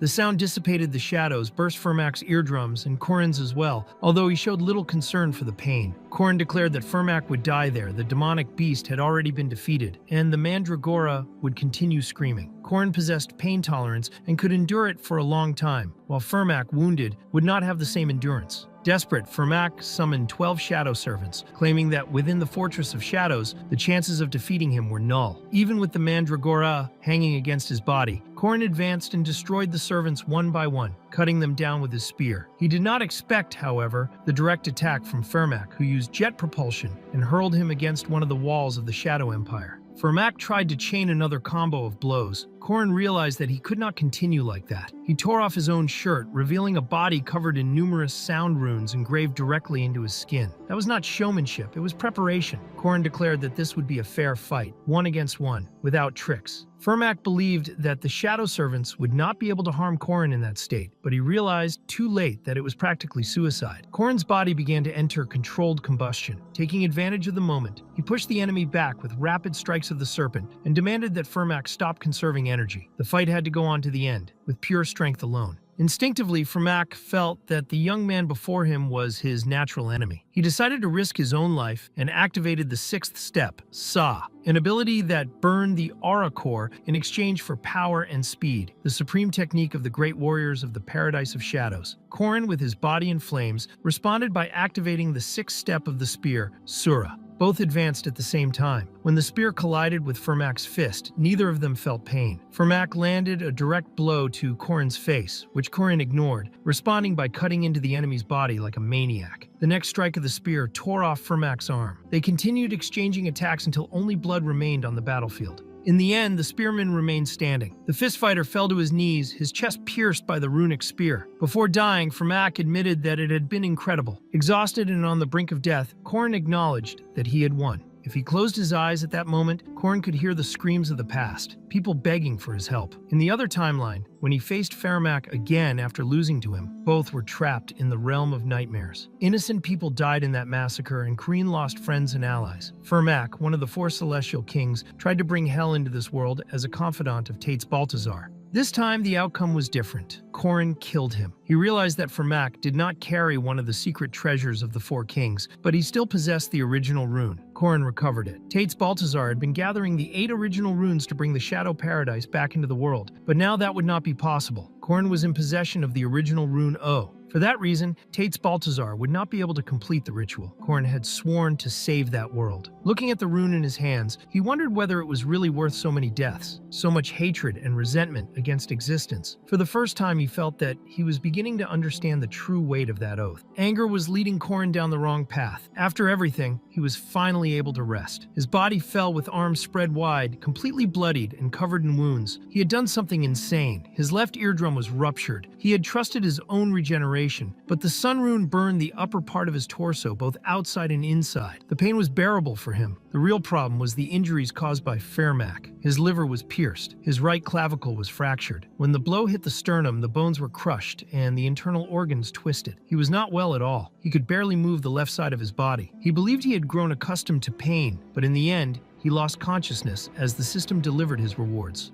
In truth, it was the subsystem, since he was a subjugator. Corrin had defeated Fermac Daemon. The rewards of the commandments were distributed. The first commandment, not closing one's eyes to the misfortune of others. Difficulty A granted 60 points distributed equally, since he had defeated a great evil. In addition, he received an extra reward, a map of the 4 secret treasures, Saul and Phineas. Later, Alicia was carrying Corrin. Corrin asked about the cleanup of the area, and Alicia explained that Professor Dana was taking care of it. She seemed irritated. Even so, the drone left. Yahello and the others were responsible for finding Corrin lying on the ground in terrible condition. The drone knew no loyalty. It was merely a mercenary and made it clear that one should not expect much from it, since the relationship was purely professional. The rune and the golden mandragora had worked. Corrin found that strange and asked how she knew he would question it. She answered casually, saying that she was not even that clever, and returned the question. After that, Corrin was lying down with his head resting on her lap and thanked her for saving him. He acknowledged that without her help in breaking the domain, they would not have defeated the Iron Mountain King. Thinking about it more carefully, he realized that he had been preparing for that fight long before it happened. During the group assignments and the cultivation of mandragoras, he had already been drawing runes everywhere. All of that was preparation. Corrin confirmed this when she asked why he had fought alone. He believed it was better when fewer people got hurt. She replied that even so, it was fine, and said that he had been incredible. Later, Yeager and Lark went to visit Corrin, who was covered in injuries and had broken ribs. They brought several snacks, but when they arrived, they found the room completely full of women. Corrin greeted them cheerfully and even asked if they had brought food. That made the two of them extremely irritated. Even so, they stayed in the room to visit their friend, although they were consumed by jealousy as they watched several girls feeding Corrin by hand. One of them commented that it was not often that everyone gathered there and suggested a game to pass the time. Mariette agreed and even suggested inviting Corrin's friends to join. Yeager said he had never felt so happy in his life and that he would never criticize his friend again. Lark agreed enthusiastically.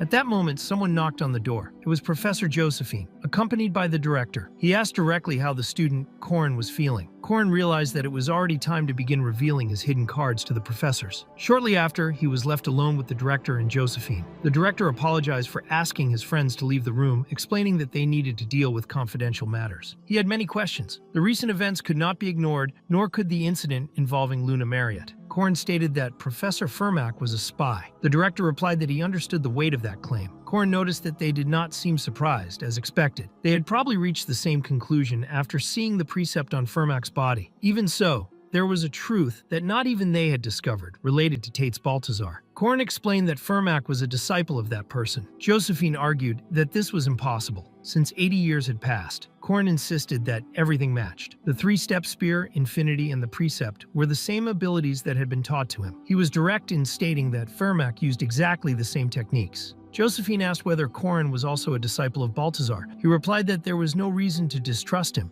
and that he was not there to demand immediate action. He was merely informing them of the facts. Furthermore, the body present there was only a facade. The director's true body remained in the castle, unable to leave. Corin stated that Baltazar's disciple was alive, had become extremely powerful, and represented a danger. All of this was a consequence of the director's hesitation 80 years earlier. The primordial rune had been fragmented and scattered across the world after the betrayal of the disciple he trusted. Only 2 fragments had been recovered so far. Holding the rune, Corin declared that they were probably in possession of one of the 4 secret treasures. If the coronation were to take place, Baltazar would no longer be considered a usurper. The consequences of that were obvious. He made it clear that the director was capable of imagining exactly what would happen next, Manhwa. Josephine was deeply shocked to realize that Corin knew all of this. The reason why she, even after 80 years of service, had never become president of the Academy was simple. The position had always been occupied by a rising star chosen to assume the role. History made this clear. 80 years ago, Varane was the president of the Academy. 50 years ago, Wade took over the position. Currently, the president was Kassar.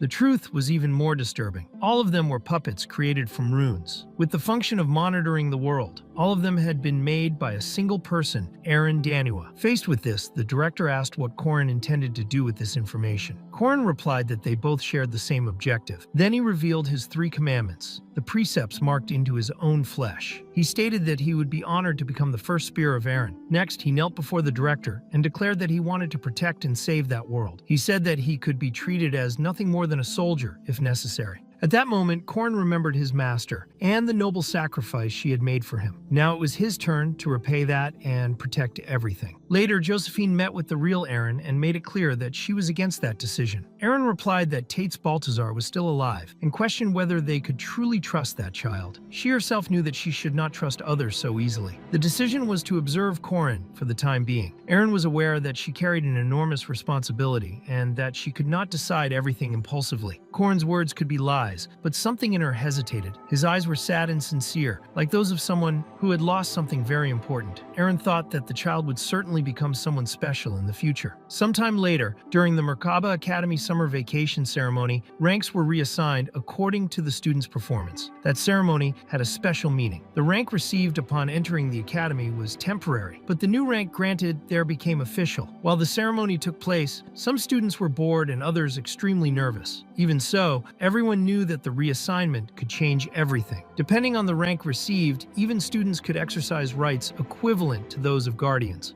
The veterans handed out potatoes, and this time, not only to Mariette. Soon, the names of the students whose ranks would be adjusted began to be announced. The first called was the second-year student, Speaker of the Magic Department, Mariette Dunalef. Despite having faced unfortunate incidents, she proved to possess an indomitable spirit and made invaluable contributions to preventing a terrible accident in the laboratory. In terms of external missions, her performance that semester was almost non-existent, since she could not leave the Forbidden City after becoming a vampire. Even so, she achieved several accomplishments by assisting in Professor Dana's research. The massive increase in her mana after the transformation also contributed significantly to her new rank. In addition, she played an important role in the fight against the Iron Mountain King. With the recommendation of all the officers of Merkaba Academy, Mariette was promoted to the semi-special ranking. Everyone was impressed to realize that she was the youngest student in history to reach that level. The director explained that the next names called had also made great contributions. The laboratory incident was recognized as an event of great impact, although many details had been omitted. The existence of the Iron Mountain King and Fermac's betrayal remained secret. Even so, Cranell Luden, Yuel, Alicia Harden, Dronworski, and Corin Locke were called to the stage. Yuel, Cranell, Alicia, and Dronworski were promoted to the semi-special ranking due to their actions during the incident. Finally, the director announced Corin Locke. Even as a 5th-rank guardian, he demonstrated brilliant performance and exceptional achievements. With the recommendation of all the professors, the director, and Senior Josephine, he was promoted directly to 1st-rank guardian. The audience was completely shocked. Corin had entered the academy as a 5th rank and reached 1st rank in just 1 semester. The rank granted to Corin was not entirely official at that moment, as certain matters had been discussed behind the scenes. His abilities were unquestionable, but his promotion also ensured silence regarding Fermac's betrayal, as well as the fact that Corrin had defeated him. Most important were the special rights granted to a first-rank guardian. Corrin felt that he was finally truly starting the game. In the third year, this would make a huge difference. In addition, he would have access to the best resources and people under his command. His intuition was excellent.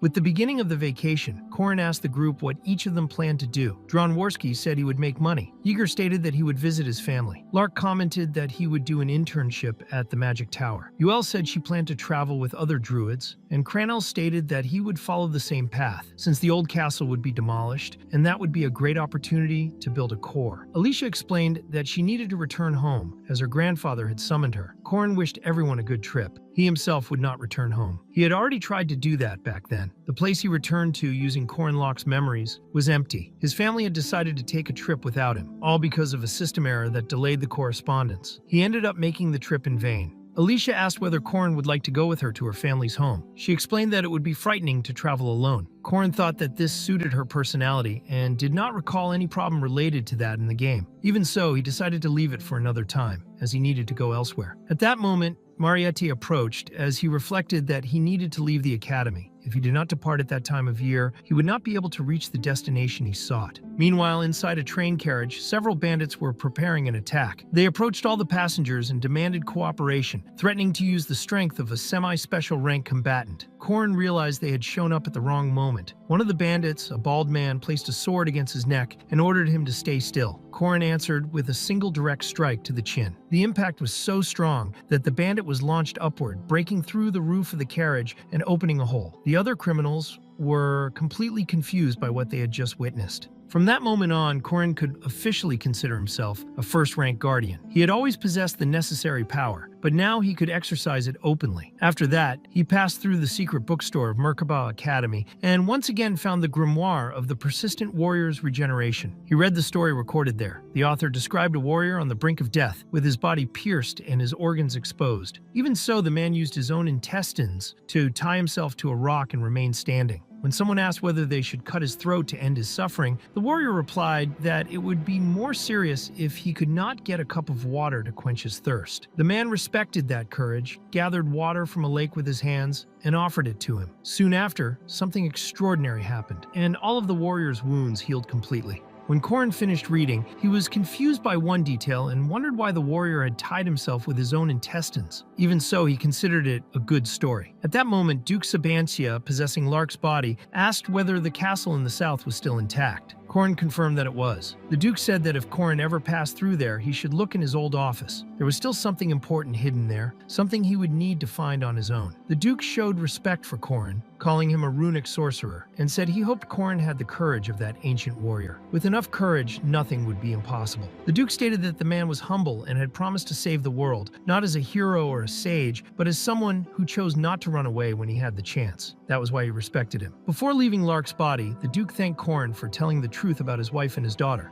For that reason, Corrin was now heading toward the southern plains. He decided to visit the castle of the former Duke Sabantia. During the journey, the train conductor deeply thanked Corrin and Mariette, saying that without them the bandits would not have been captured. He also handed Corrin a small reward, which Corrin accepted politely. In addition, Corrin received a reward from the commandment of not closing his eyes to the misfortune of others, gaining 2 points in all attributes. Thus, they continued toward the southern plains. All the carriages passing through the area were heading to the great southern city, the city of Lef, but the trip would take at least 8 hours. Because of that, Mariette guided Corrin to the transfer station, which functioned as a wyvern landing zone. Corrin had used that type of transport several times in his past life. It was more comfortable and faster than carriages, as well as much more expensive. Even Sihu considered the price absurd. However, Mariette possessed a special privilege from her family. They would use a massive eagle whose cost was equivalent to 12 viens, an elite vehicle capable of transporting up to an entire house. While they were being seated, several people worked around them, cleaning the landing zone and preparing everything to receive her. The princess was returning.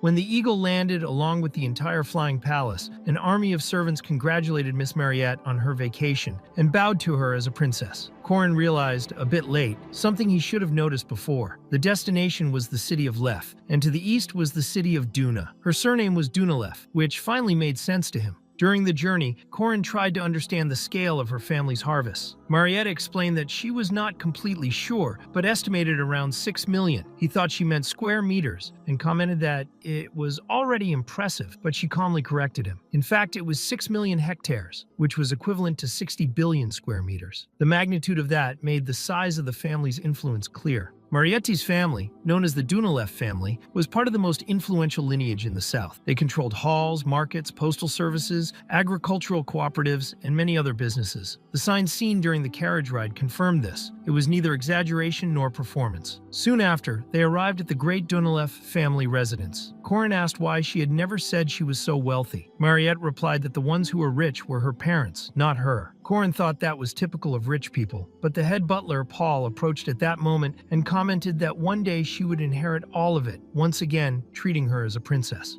Paul asked for the luggage to be collected and asked who the young man beside her was. Marietta explained that he was Corin, a freshman at the academy and a close friend. The butler then commented naturally that for generations the family had welcomed sons-in-law and that they could offer great support and a place within the Dunaleff family businesses. He also reminded them that Mariette, known as the Flower of the South for her beauty and intelligence since a young age, had enough suitors to form an army. Corin understood the message and chose not to comment. Later, Corin asked about the castle that had been mentioned before. Mariette said she had heard that someone had recently bought it. Paul confirmed this and explained that the new owner was a man named Koss. Corin remembered that in his past life, the Duke's castle had also belonged to that same man, a merchant from an archipelago in the far south, known for his despicable character. At that time, he and Siru had spent the entire night fighting a great sea serpent to obtain permission to enter the castle, facing enormous hardship. Thinking about this, Corin wondered whether he would have to go through all that suffering again. Mariette reassured him, explaining that she had already informed Koss in advance, which would allow the visit without problems. Koss had quickly agreed, saying they could come whenever they wanted, and that he would even organize a party on Friday. The decision was made for them to go together. To Corin, it all seemed absurdly convenient. He realized that the mission would be much easier with Mariette by his side, since without her, the one in charge would be someone completely despicable. Then Mariette suggested that they go shopping the next day, as they would need proper clothes for the party. Corin agreed without hesitation.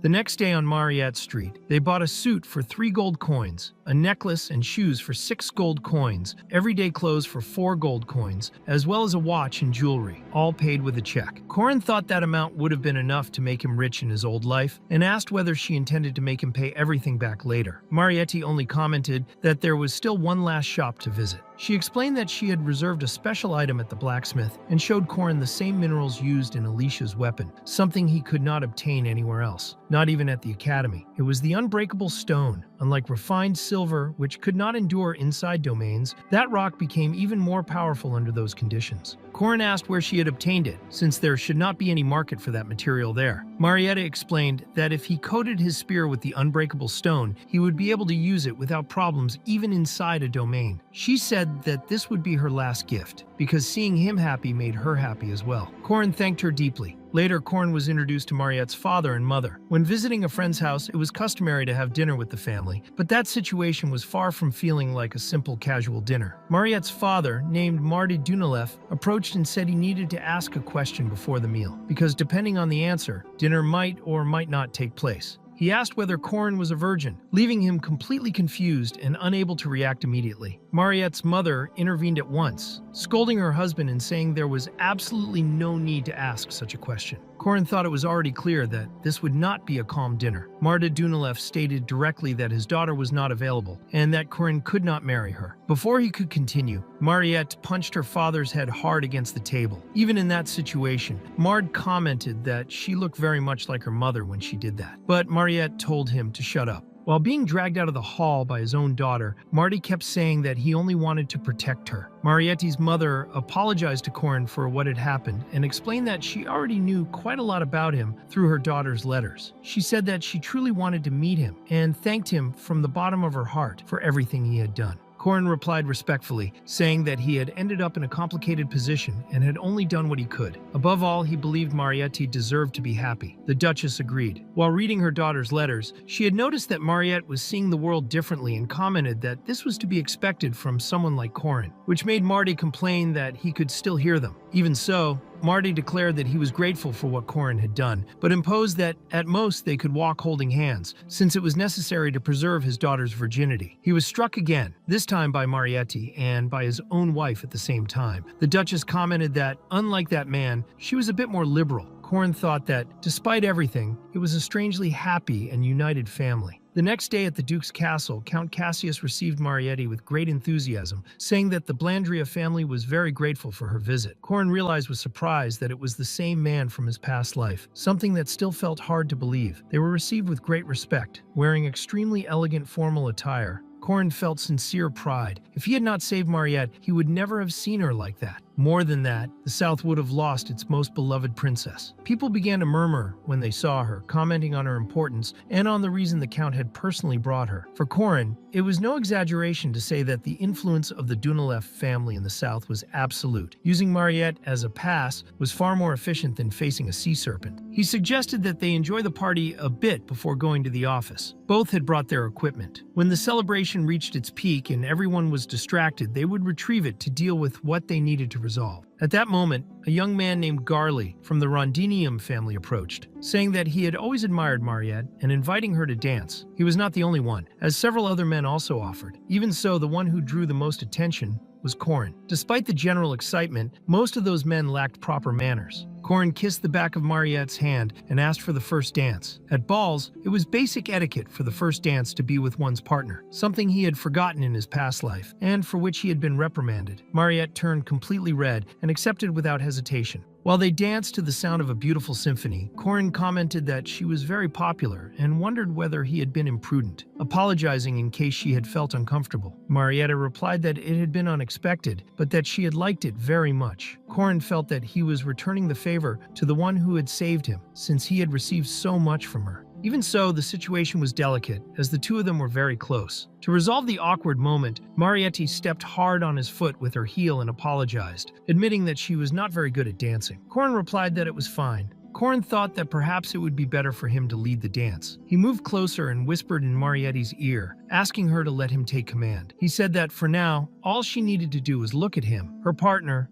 feel the rhythm, and enjoy the moment. Mariette followed his movements, and the dance became dazzling. Their trembling gazes sought one another to find balance, because a dance was something done together, never alone. Both laughed, enjoyed themselves, and shared a moment that felt like a dream. After the dance, Marietta was tired, very warm, and her face was completely red. Corin led her outside the hall, while several men watched with anger and envy. Other women commented that Mariette had danced practically with her feet on top of his, saying that it had been extremely romantic and that she had left with a different kind of smile, as if it had been something very special for her. After that, they passed through the room where the equipment was kept and went straight to Duke Sabancia's office. Mariette asked what exactly they were looking for there. Corin replied that it did not matter much, since he himself did not know for sure. He only said that he was looking for traces of the Duke. He took the first book from the shelf that caught his attention, which spoke about the Duke's history in the game. There were records of his wife Luina and his daughter Cecilia, traces that normally had to be found by the player during the Duke Sabancia quest. Under normal circumstances, delivering that to the Duke would end the quest, but in his past life, there had been no indication that the office should be investigated. Even so, he decided to search carefully. After a long time,